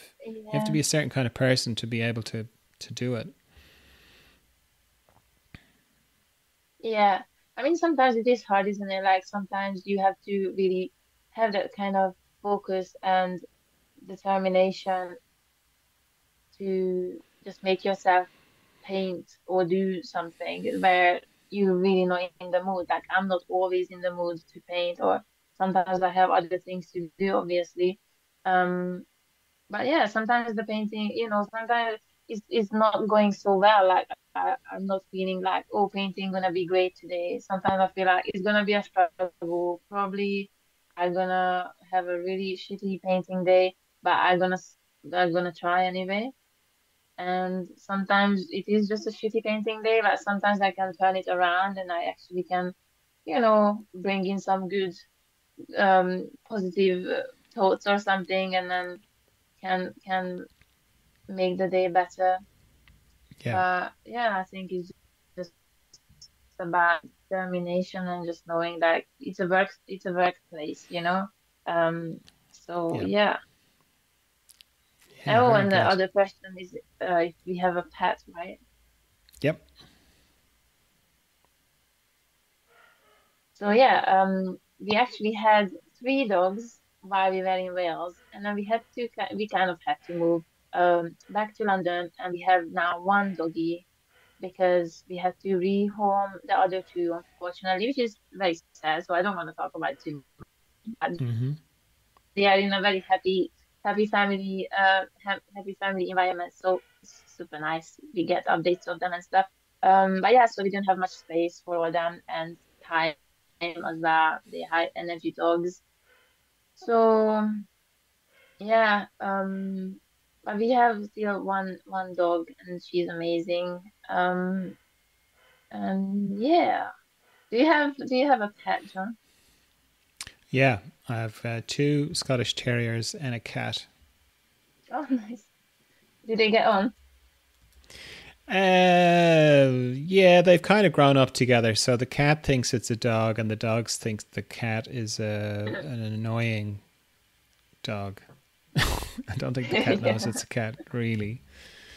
So they sort of, I mean, the two dogs are brothers, so they never fight or anything. They just get on really well. And then they don't really fight with the cat, but they're territorial. One of the dogs is kind of territorial. If the cat is in their space or doing something they don't approve of, they'll let it know. Yeah, especially male dogs, isn't it? Like female dogs are easier. We had three female dogs and they were amazing. Like they are not as territorial and stuff. Boy dogs can be more troublesome. Yeah, I don't know. I've never had a female dog, so I don't know. But because as I said, they're two brothers, and one of them is the one that's territorial, and the other one does not. He just sit on the couch. He doesn't care. Just tolerate the other one. Yeah, well, the whole territorial thing is not a big thing for him. Stephen Trimble on Instagram says, "How do past relationships and loves shape your work presently?" Hmm, interesting. Um, well, is that like I definitely felt a big change when I met my husband. Because previously I was kind of in a slump with my painting and my art in general. Um, so I felt like my paintings kind of brightened up when I first met him, and ever since really, it's like my painting changed. I guess it's because, my lifestyle obviously changed. And and yeah, everything that's just going on, and like you share your life and you change and you grow naturally. It's obviously like has a big impact on your work as well, right? But previously, like nothing was like quite that impactful to shape my work, I think. Like before that, like before the A6, experience really of meeting the love of my life, and creating a life together and everything. Like before that, I didn't have like a serious enough relationship or love interest that I felt like, oh, it's changing me to the point where my aura changes and my life changes that much. So yeah, previously it was just all like based on how I'm feeling about certain things, but not to that level. So it was mainly based around just me and my personality and who I was as a person on my own kind of thing, with my own struggles, with my own life and everything. So I was always just like me, and like everyone else was outside of me. And like now it's me, and like with my husband, we are a unit. So it's different. Yeah, So I would say this changed in a very positive way, and my art is like became much more kind of what I don't know how to say it, but kind of more structured as well, and like I found myself more like as an artist and where I belong in my art. Um, and my practice is just much more kind of it just flows in a nicer way, and I'm not really lost about it anymore. I just gain more mental clarity about, I guess, who I am and where I sit um in this world and in the art world a little bit, I guess. So yeah, that's all I have to say about it, I think. Yeah. yeah, lovely. Terry Levine again says, "I'm curious about Bernadettes' perspective on on her gorgeous work. My understanding is she works primarily on single session alla prima paintings. Does she feel any impulse to develop a cohesive body of work, or does she see her paintings more as individual less interrelated pieces, or a mystery third option?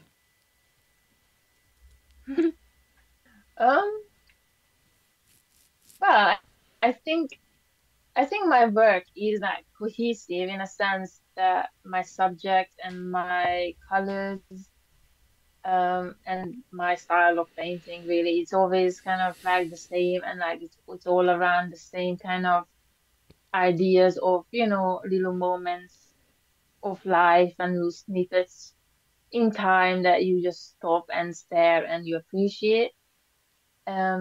So it's all like very personal and things that I find like beautiful and meaningful. Um, so I think it's all cohesive. Like it's they all belong to one family. Maybe they don't like share exactly the same thing, but they all in the same family or in the same box. Um, but yeah, I've never done like, for example, a series of painting based around the same theme or same subject or anything like that. I'm just not, I don't know, as I said, I get bored with like the very same idea or like the theme. Like I don't know, I just can't stay in that same mindset or same mood um for a long period of time to just like stay interested in that like the same thing. I don't know. I just don't like to repeat myself in like painting. Um, Yeah. so yeah, I guess it's just like organically it is cohesive in my opinion. Maybe some people would think like, oh, everything is kind of falling apart. Every painting is like just floating on its own. And I think it is. I think like every painting is like it's a little personality, like a snippet of me and a snippet of time and a particular mood and I think is interesting when like what kind of people are drawn to it. Like some people write to me, or people who collect my work and I can tell, certain people collect certain type of paintings. Like I almost like felt like that person gonna like this painting. I just know it, Yeah. right? Yeah. And they Yeah. oh, and they just bought it. I'm like, wow, I just know it. And like without knowing the person personally, I just kind of like, oh, because of their taste in painting, if my in my painting is a certain way and they express certain things to me, I kind of have an idea of their mind or like their emotional world and what they find interesting or what they can connect to. And I think it's really like interesting. And I think like we are never the same, like we are the same and we are kind of stagnant in who we are, but in the same time we go through motions and based on what's going on in the world and in our family life and in our heads and bank accounts and on our streets and everything, like we always feel slightly different, like we just never quite the same. So I just like to paint as many different things as I feel like and not to limit myself to, oh, I have an idea and I planned to paint a series of paintings even though I don't feel like it and I have a totally different idea. So I just paint whatever feels right in the moment and feels true to me. Um, so yeah, that's it. I don't know how you feel about it. Like, what is your process when it comes to, painting? Do you paint like a cohesive body of work, series of works, or like based on the like same theme or same subject, or just like random things that pop into your head? A bit of both, really. Like I've done series of paintings. I've done a few series of paintings. They're all this kind of same, but they're it's more kind of stylistically, really. Like I did a series of black and white pictures years ago. Then I did a series of paintings that were all the like of farmers that had kind of butterfly wings. And I'm kind of doing paintings at the moment that are all on just little square panels. But and the process that I'm doing the process I'm going through to paint them is the same for each painting. So yeah, I'm a bit like that. But then I'll also do just random paintings. Will just pop into my mind. I'll do those as well. So a bit of both. Yeah, there's no recipe for it, isn't it? It's just like whatever inspires you and whatever you feel like. I don't like to just like think about it too much. I just follow my mind and heart in the moment, and I think that's as good as it gets, really. Yeah, yeah. How do you deal with self doubt? Stand out. Uh, Usually I just push through it. I have self-doubt all the time. I have a bit of imposter syndrome, I guess, as well. Sometimes I feel like, why do people like my stuff? Why do people buy it? You know? Sometimes I get it. Sometimes I'm like, yeah, I would buy it. If it wasn't my painting and I just see it, I would like this one. But sometimes I look through my stuff and like especially older paintings and I'm like, oh my God, like that is rubbish and it's literally hanging in somebody's house right now. And like I don't appreciate it anymore. Like, but that's the thing, like that's why it's good to sell stuff because I know if I didn't I would literally have like no surviving paintings because I would just paint over them and recycle recycle the surfaces. So because I would just feel like, oh, it's a waste. Um, Yeah, yeah, so there is self-doubt always, but I just push through and whenever I have self-doubt it's like, but it doesn't matter really. I love painting and I'm gonna do it even if I produce shit and even if no one buys it, even if no one following me or liking my painting on Instagram, like who cares? Like it's nice, it's validating, but in the same time, like how much trust in those likes. Like I have paintings that I really like and it's only got like 1,000 likes. And then there is a couple paintings that got like 30 and 50,000 likes. I'm like, it's not because it's the best painting I ever done. Like I have one of the paintings. There's literally 50,000 likes on it. I don't know where from, but I literally almost destroyed the painting. But like I decided in 1 second like, oh okay, whatever. I just want to post something on Instagram, so I put it on anyway. And like that's my most liked painting. And like it doesn't make it much better in my eye. So yeah, yeah, like whatever, like it doesn't matter. I did something, I put it out there, and somebody actually really appreciating it right now. It's hanging in yeah. a nice frame in somebody's home, and it's in a much better place than in my bin. So Um, what's the last piece of art you bought? well, sorry. What's the last piece of art you bought? Oh, last piece of art I bought. I haven't bought art for a while because I can't afford it really. I'm self-employed artist and it's not very glamorous. So um yeah, I can't remember actually because I haven't bought a piece of art for over a year. So All yeah, right. I Okay. don't know. This is my desert island question. You're on a desert island. Your food and shelter are all taken care of, so you don't have to spend any time doing any of that stuff. And you have art supplies and you have reference material. But do you make paintings that no one's going to see except you? Yeah, I would definitely. I Okay. I only started to share my paintings on Instagram or in social media at all since the pandemic started. Like before that, I had no Instagram, I had no socials. And I was just in that mindset, that, oh, if you want to see art, go to a gallery kind of thing. Yeah. A bit like traditional and old-fashioned, but I still like that. Um, so I never like shared my stuff, and it was just for me really. And like I used to have a lot of paintings that no one's seen and I just had it in a corner and tucked away and made sure no one in school or no one in whatever studio I was in seen it. And it was just for practice, it's for emotional unload, it's for whatever reason. It's just a necessity, it's just a need, it's just a deep need um Yeah. to paint. So yeah, I would definitely paint.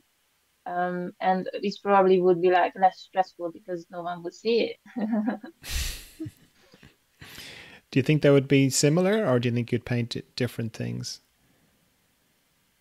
I don't know. I mean, depends if like that island situation is like a happy place or a sad place. Like, am I struggling on that island or it's actually Yeah, really yeah. amazing? Would you paint or would you paint in that situation? I would. I'd probably do lots of other things though as well. I would just come up with a lot of projects. I think to just make everything more Make a boat aesthetic to or escape? enjoyable. Make a boat, maybe. Yeah, maybe make a boat. Um, Yeah. Matab Mohammadi again says, it's been a long time that you sell your paintings on Instagram, or has it been a long time that you sell your paintings on Instagram? And how is the process like? And do you manage all the packing and shipping? So yeah, it's literally since the pandemic started. I actually started to sell paintings through Instagram. What was it? Through the artist support pledge that was started on Oh yeah. Instagram. You remember? Mm-hmm. Yeah, you seen it. So obviously, like out of necessity as well, needed income, and there was no other ways around it really. And I was painting anyway, so I was like, you know what? I tried that. Sell paintings for much less than I would usually do.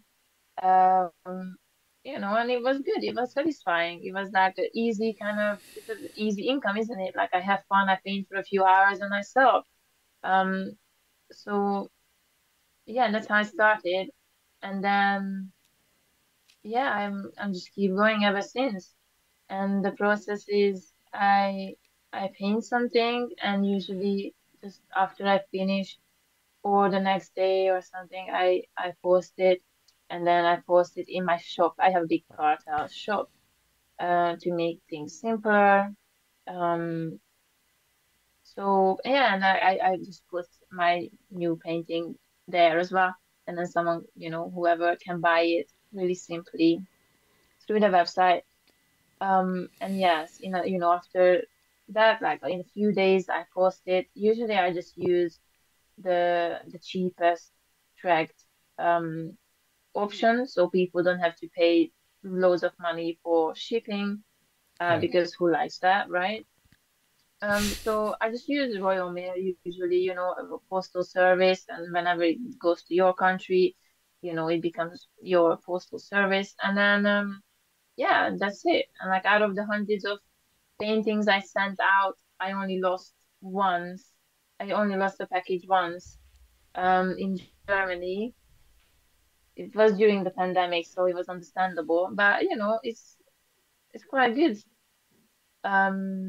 So it's worth it, like it's cheaper and maybe it takes longer or I always kind of worry like, oh, what if this one gonna get lost? What if this one gonna get lost? Like literally every time, but they never get lost really. Yeah, Uh, yeah. I had like another one as well that it actually arrives to the lady's front porch, but in America, someone stole it from there. So I'm like, I can't do anything about that. Like, I literally can't Mm. because it actually arrived and it was tracked the whole time. So, it was just really unfortunate. But yeah. So yeah, I definitely handle, all the packaging and shipping and all that. Like, Mm. I'm not Tracy Emin or something. I don't need like assistance on 3 floors. So Of course you do. Everybody needs assistance with 3 floors. Um, it's weird that painting being stolen. Do you kind of wonder, did the person who stole it, did they keep it? Is it sitting on some? yeah, they probably didn't know it's a painting, although it's like it doesn't look like a very, exciting package, it's just like a hard cardboard envelope type of thing. So Mm. why would you think is anything exciting in it? Like I would think it's some documents or something, Yeah, like when yeah. it comes to, like it's works on paper and stuff, like nothing really, when it's something flat. So I don't know. Yeah, just Maybe it adds a ended up whole. somebody in on it. Sorry? It just adds a whole other dimension to it, doesn't it? It's sort of they go to the trouble of stealing something, then they get it home and they discover it's a painting, and maybe they like it and keep it, and then it's on their wall, and they're like, every time they look at it, they're like, yeah, I stole that. Yeah. Yeah. It's different to I bought that, isn't it? Yeah. Yeah. I just wonder about like, oh, how much does it worth? Yeah, yeah. They're One probably, day I'm gonna be one day, yeah. you know what? They're probably following you on Instagram. Yeah, who knows, right? Or it just ended up in the bin, they would be like, oh, who painted that? Yeah, yeah. There's always that as well. And they have no eyes for it. Yeah. Yeah. Mila Edelman in Vienna says, "Thank you very much in advance for this conversation, Mr. Dalton.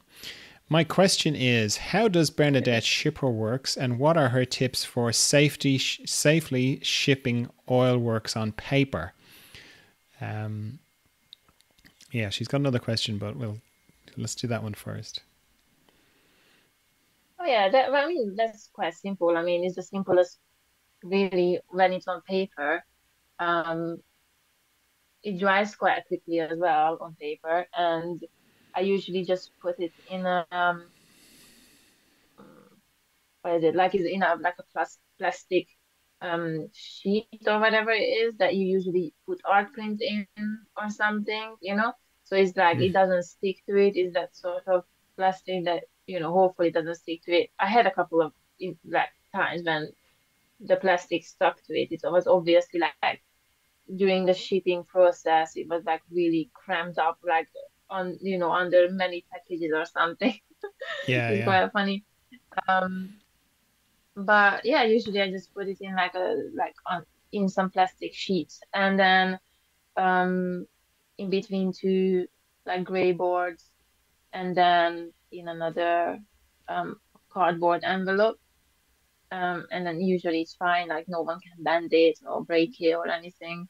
So I never had problem with that. I only had problem with what I said, that if it was either stored badly during um during the transportation, or I didn't wait long enough and there was like an area or like a bit of paint that was kind of still sticky, or it got damaged and then it stuck to the plastic sheet.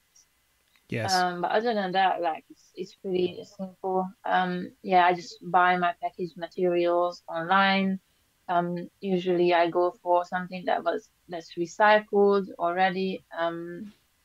But yeah, I just basic, just simple package material. I don't go like for all the like shebang with the prints and postcards and stickers and all that. It's just rubbish. Like who needs stickers and whatever. Like I'm not sending out art for 3 years or like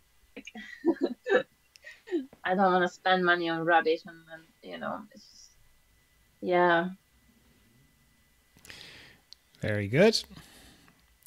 Then Mila also says, are there some trends when it comes to age or nationality or other factors that Bernadette observes among her audience/buyers? For example, does it maybe seem to appeal predominantly to younger generations, etc.? Thank you. Okay.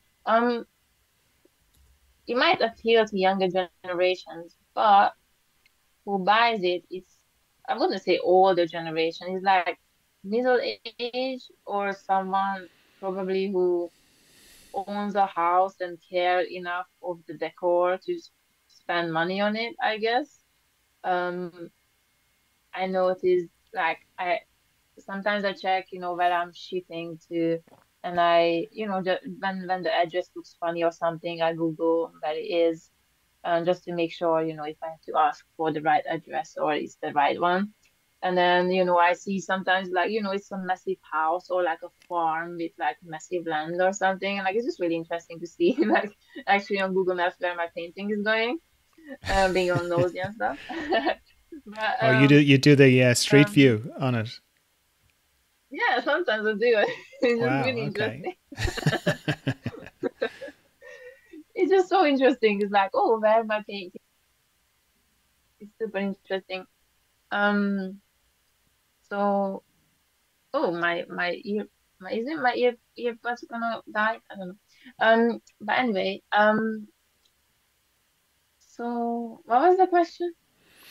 It was about patterns in your collectors that you have noticed. Oh yeah, yeah, yeah. So Locations, age um, groups, whether they own big farms. yeah.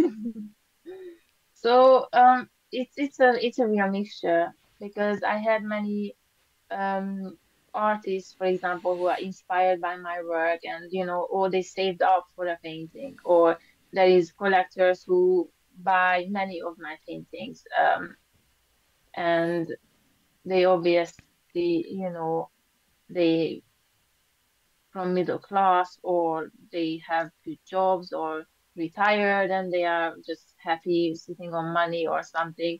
It's all sorts of people, really. And I think it's really nice that I'm not just attracting one certain like demographic, or type of people or something. I just noticed like there's all sorts of people from all kinds of backgrounds and many different countries. I send a lot to the US, to Germany, to the Netherlands, Sweden, um, and yeah, France, and other places as well, like many places. So, yeah, it's different. It's all different places and people. Yeah. Then our last question is: does Bernadette solely work as an artist right now, or does she have any other occupation? If the former is the case, how long is she active as a full time artist, and what was her path towards achieving enough income from her art? What tips would she give a young artist who would like to be able to create full time? Many thanks. So you've covered some of it, but yeah, if there's anything else you want to add. Yeah, so I am a full-time artist, and I get quite a good income from, selling these smaller paintings. Um, Obviously, I'm self-employed, so I have to, think of my taxes and everything, which is not fun, obviously. But yeah, it's all right. Obviously, I didn't start. Um, at first, I was exhibiting in galleries, like in open shows, wherever there was like a competition, or like an annual show where you can enter to. And so I went through all that stuff. Like for years, I was just doing that. Obviously, in those circles, some people remember my name, and or if I won a prize, people remember more, and they look up my website or something. So once I got onto Instagram, it was just kind of, there was a bunch of people who already owned some of my work, or seen my paintings in various galleries. Um, and then there was like, a whole bunch of people just Instagram, other artists and other people who wanna buy art or just enjoy looking at it. Um, so was the question about the selling? Well, when were you able to go to full time employment as an artist? So I became proper like self-employed full-time artist like when the pandemic started. Because it's actually somehow, I managed to sell a lot during the pandemic. So it wasn't, so yeah, and it was good as well because like my husband couldn't work during the pandemic because of the lockdowns and everything. So it was a nice opportunity to sell through Instagram. So yeah, yeah, that's already I'm full time and I can manage. Yeah, Yeah, it's all right. Especially like from two incomes, obviously. Like I don't know how it would be if I was alone and paying rent and everything else. If it was just me and my incomes from my art. Um, so yeah, but what I would say to, other people who want to be self-employed artists is just, paint as much as possible and try your luck with open calls and o open exhibitions and little group shows or whatever you can do um, that doesn't cost you a lot of money to exhibit. Um, and then obviously like social media, anyone can blow up on social media. So it's all about being consistent and posting your work and just yeah, don't put your prices up like super high. Um yeah, in galleries it's different, but because you have to think about the commission and everything. But when you just sell privately, it's different. So yeah, offer good paintings on good price and people gonna buy it because everyone wants nice environment and nice paintings on their walls. Very good. Ollie LeBrock in Suffolk says, "Love your work."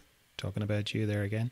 My question: why have you left the gallery system? At least I think you have, and are now 100% self-representing. Oh, it's not quite true. But yeah, for a while I was not exhibiting or dealing with any galleries. To be honest, it was again because when the pandemic started and the first lockdown happened in London, I literally would have had a solo show opening in the same time, in like literally in the same days when the lockdown started. I literally haven't seen my own show hanging on the wall. So it was super disappointing and like annoying. I still sold, through the gallery's online gallery. Um, but because of the pandemic, I was like, what, I'm not gonna try and put a body of work together and try to exhibit whenever it's finished and stuff, like the whole pandemic situation. Um, I just want to do these little paintings and sell and make an income. Um, so I was just focusing on that. But now I'm actually getting back to it. Later this year, I gonna have a show as well in London. Um, and also I'm entering to like exhibitions again, like more galleries, annual shows and stuff here and there. So yeah, I didn't really left the the gallery system. I don't have any problem with it, but sometimes it's just stressful to put a body of work together and create just for that and you not selling anything and just waiting for the gallery to sell your stuff. So I just did what I could on my own and it works out fine. So, but the gallery, like the shows in galleries, is like a totally different experience, and I do miss seeing my work on the gallery walls. So it's gonna be good. And also, like many people always ask me I if they can see my work anywhere. So soon, hopefully, they can. So yeah. Oh, nice. I just remembered the question about teaching. Are you planning on doing any teaching or courses? Oh yeah, I'm gonna. I think I have like 4 weekend courses with the new School of Art. I think it's all full though, which is really nice. But unfortunate for people who maybe want to sign up. But yeah, it's just throughout the summer. Like it starts in May. There's gonna be like one in May, and then June, July, August, or something like that. So yeah, and like I plan to teach later on as well. I'm not quite sure about my plans yet, or if I wanna be employed by a school or do some kind of workshops or something. I have to think about it and figure it out. And yeah, we'll see about that. I'm not quite sure about the online teaching yet. I do like to have that experience of know, uh, having the actual real life teaching and like the studio experience and everything. But I do plan like online courses as well that I would do.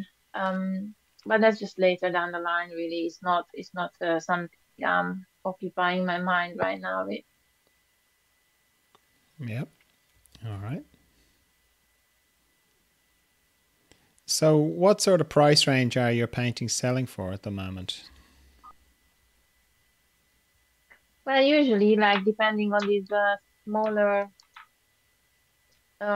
sizes, it's about between 200 and 400 pounds, I would say. And these are these like smaller works on board or paper.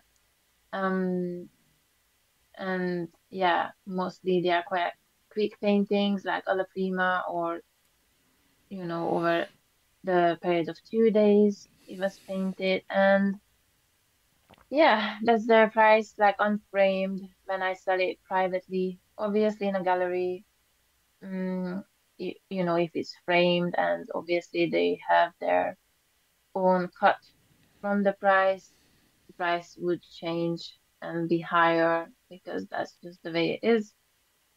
Um, but yeah, that's like basically like these smaller paintings sell for at the moment. All right. Do you have a big art dream you'd like to achieve before you die? Um, no, no, like I don't have like a particular dream of like, oh, exhibiting here or there or this country or this artist or something. So no, I just go day to day and have dreams, but nothing particular. It's more like just a feeling of that kind of accomplishment um for the future. But yeah, I can't say I have a big dream, let's say. Mm. All right.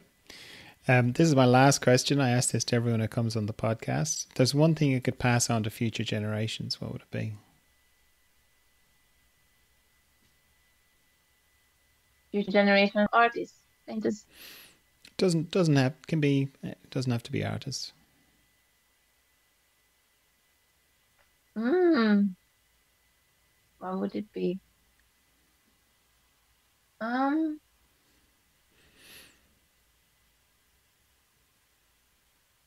I don't know. I guess it's like through my paintings, maybe I would want people to just stop and appreciate a moment, appreciate little things, because that's what makes life beautiful and worth living. Because I think we can't really comprehend what a life is or what a year is or a week is, but we just comprehend what little moments are and those moments that are special and we stopped and thought about it become memories and that eventually become our life that we look back on. So I would just say be present. Yeah, that's lovely. Yeah, that's lovely. The moments, little moments. That's beautiful. Um, Now you're a vegan as well, aren't you? Yeah, yeah, plant-based, that's for sure. My diet is plant-based. I'm not perfect.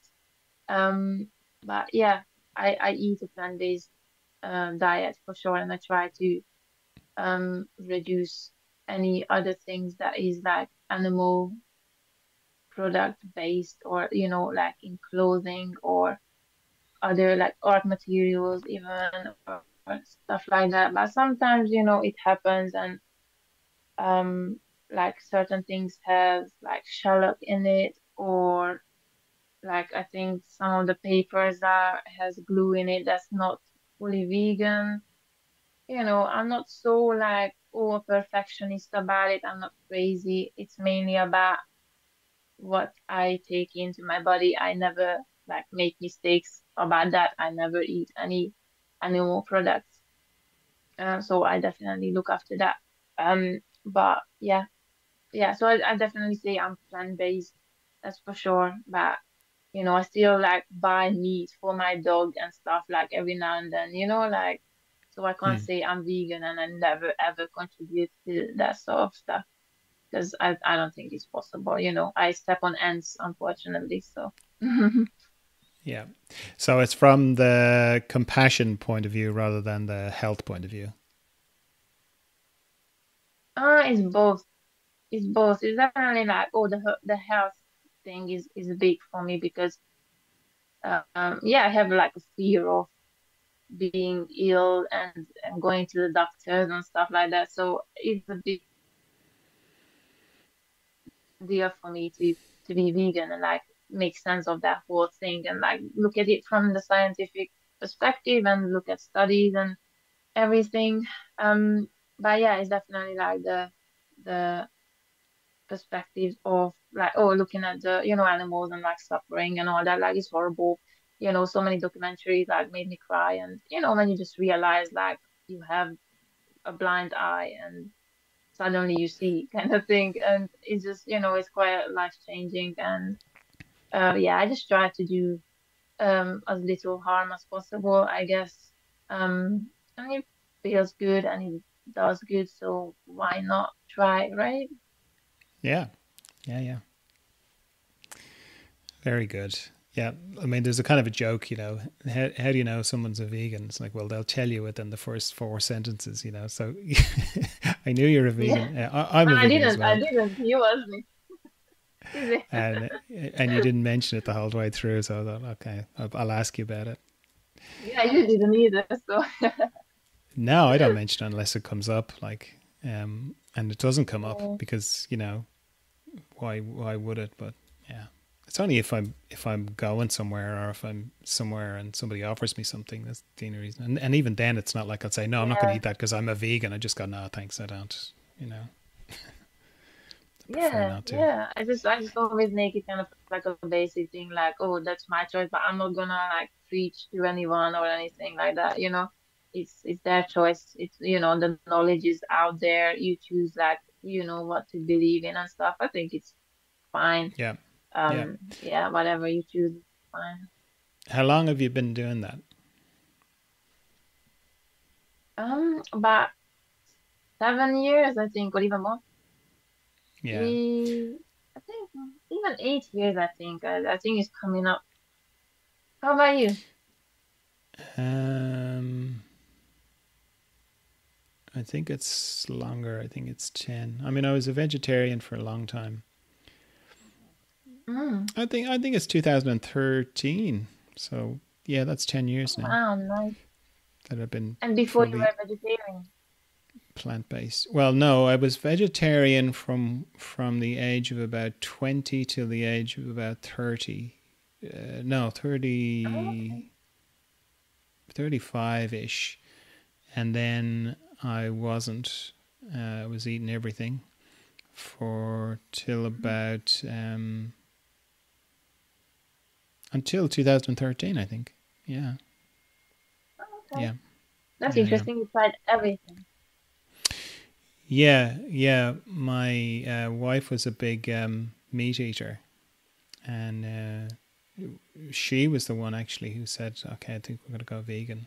I was like, "Great." Oh, I wow, stood, nice. yeah, I Isn't did there it. like my husband was a big meat eater. Not big meat eater, but he liked whatever any animal products and stuff. But he was a vegetarian like growing up, and then when he wasn't living at home anymore and stuff, like he was just eating anything and everything. And Hmm. then after our first date, he gone vegan. So I didn't even have to say anything really. Wow. Oh, that's very sweet.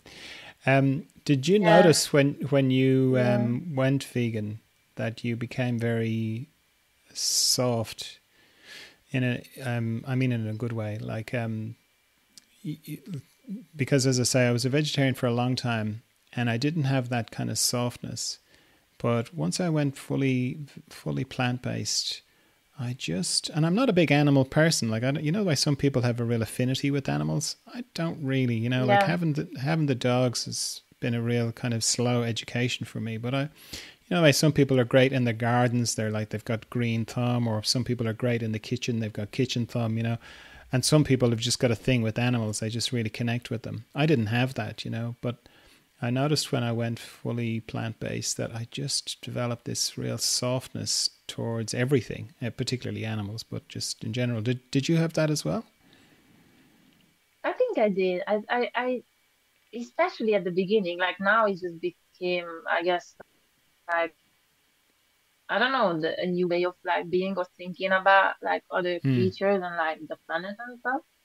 Yeah. Um, but at the beginning, I definitely felt like if something is like changed in my view, like Hmm. how I look at things and how I am as a person. I felt like, oh, maybe I am a bit kinder or something. But I also felt like I'm kinder to myself with like this knowledge and what I'm taking in and what and what I'm like putting out there and like not like causing so much harm and think about my um actions more. Yeah. So yeah, no, I still have, like I still can be mean and still can have shitty opinions and stuff. Like, I didn't like become a superhuman from being vegan or anything. Oh, But did you know? Oh, I did. yeah, is it? Yeah. Yeah, No, that's lovely. unfortunately I'm not that lucky. I should eat more salads or something. But yeah, yeah. Okay. Well, Um, I really my like your. husband has like a Oh, more sorry. like a crazy. Your husband what? Sorry, yeah. When I said like my husband has a much more like interesting way of seeing animals and like has an affinity towards them. Like he's so knowledgeable about them. Like he had many different animals, like even snakes and geckos and very special stuff. Hmm. So he's like really, really interested and like interested in training dogs and all that stuff. Like I love animals and like seeing them and learn about them and interacting, but I'm not like crazy, like a dog never gonna like sleep in my bed or anything like that. No. Hmm. But I do love animals, so I don't want to harm them. No. No. No. Um. I really like your paintings. Getting back to your paintings, I think they are so interesting to look at. I've been looking at them the last couple of days more than usual, and yeah, they've got so much. Like my eye just really enjoys traveling around them. They've got so much kind of vitality and depth, and you can see like um, your training. They've got great bones. The foundation of them is very strong, and it's like because your foundation is so strong, you can kind of go off in these really interesting little different kind of areas and do things. You can take these leaps off the foundation in your work that if you, I don't think if, I think if you didn't have that sort of strong foundation, you wouldn't be able to. Like whether that's structurally or whether it's in color. I think your use of color is really interesting as well, and your subject matter as well, like the people that you choose and the way you choose them. I know you said that they're not narrative, but they do make me think what's going on a lot. What's going on with that person? What's happening? Those kind of things. So yeah, no, I think they're fantastic, and I really point towards where figurative art can go in the future, and that's really exciting, I think. And yeah, it's lovely to Thank you. talk to you and to hear your story and to hear where you're coming from with them as well. So yeah, it's been lovely. You too, yeah. Thank you for inviting me. I was really nervous, but I got over it. Yeah, you did. You were fine. All right, so I keep in touch with everyone for Zoom, tea, or coffee or whatever. So I'm sure we'll keep in touch. But yeah, we'd say goodbye for now. Bye-bye, everyone. Thanks for listening. Okay, bye. I've never felt this good in my entire life. Make me some spaghetti. Actually, I'd prefer a cup of tea. A cup of tea would be lovely. So yeah, just a little reminder, mainly because every second or third person who becomes a patron has got in touch with me and said, you know what, I've been listening to your podcast for ages and I didn't become a patron, not because I don't have the money, not because I don't think it's great, I just didn't get around to it. So this is a little friendly reminder that if you'd like to be a patron, you'd like to buy me a cup of tea, go to patreon.com/John Dalton, gently does it, all one word, or follow the link in the show notes to become a patron. I would really appreciate it if you could do that, particularly if you've been meaning to and you just haven't got around to it. It would be great. It would mean a lot to me. All right, thank you. Bye. We are the Argyle Pimps. So buy us a drink. We're better than you thought, but not as good as we think. We are the Argyle Pimps. So buy us a drink. Come on, buy us a drink. Come on, buy us a drink. We are the Argyle Pimps. So buy us a drink. We're better than you thought, but not as good as we think. We are the Argyle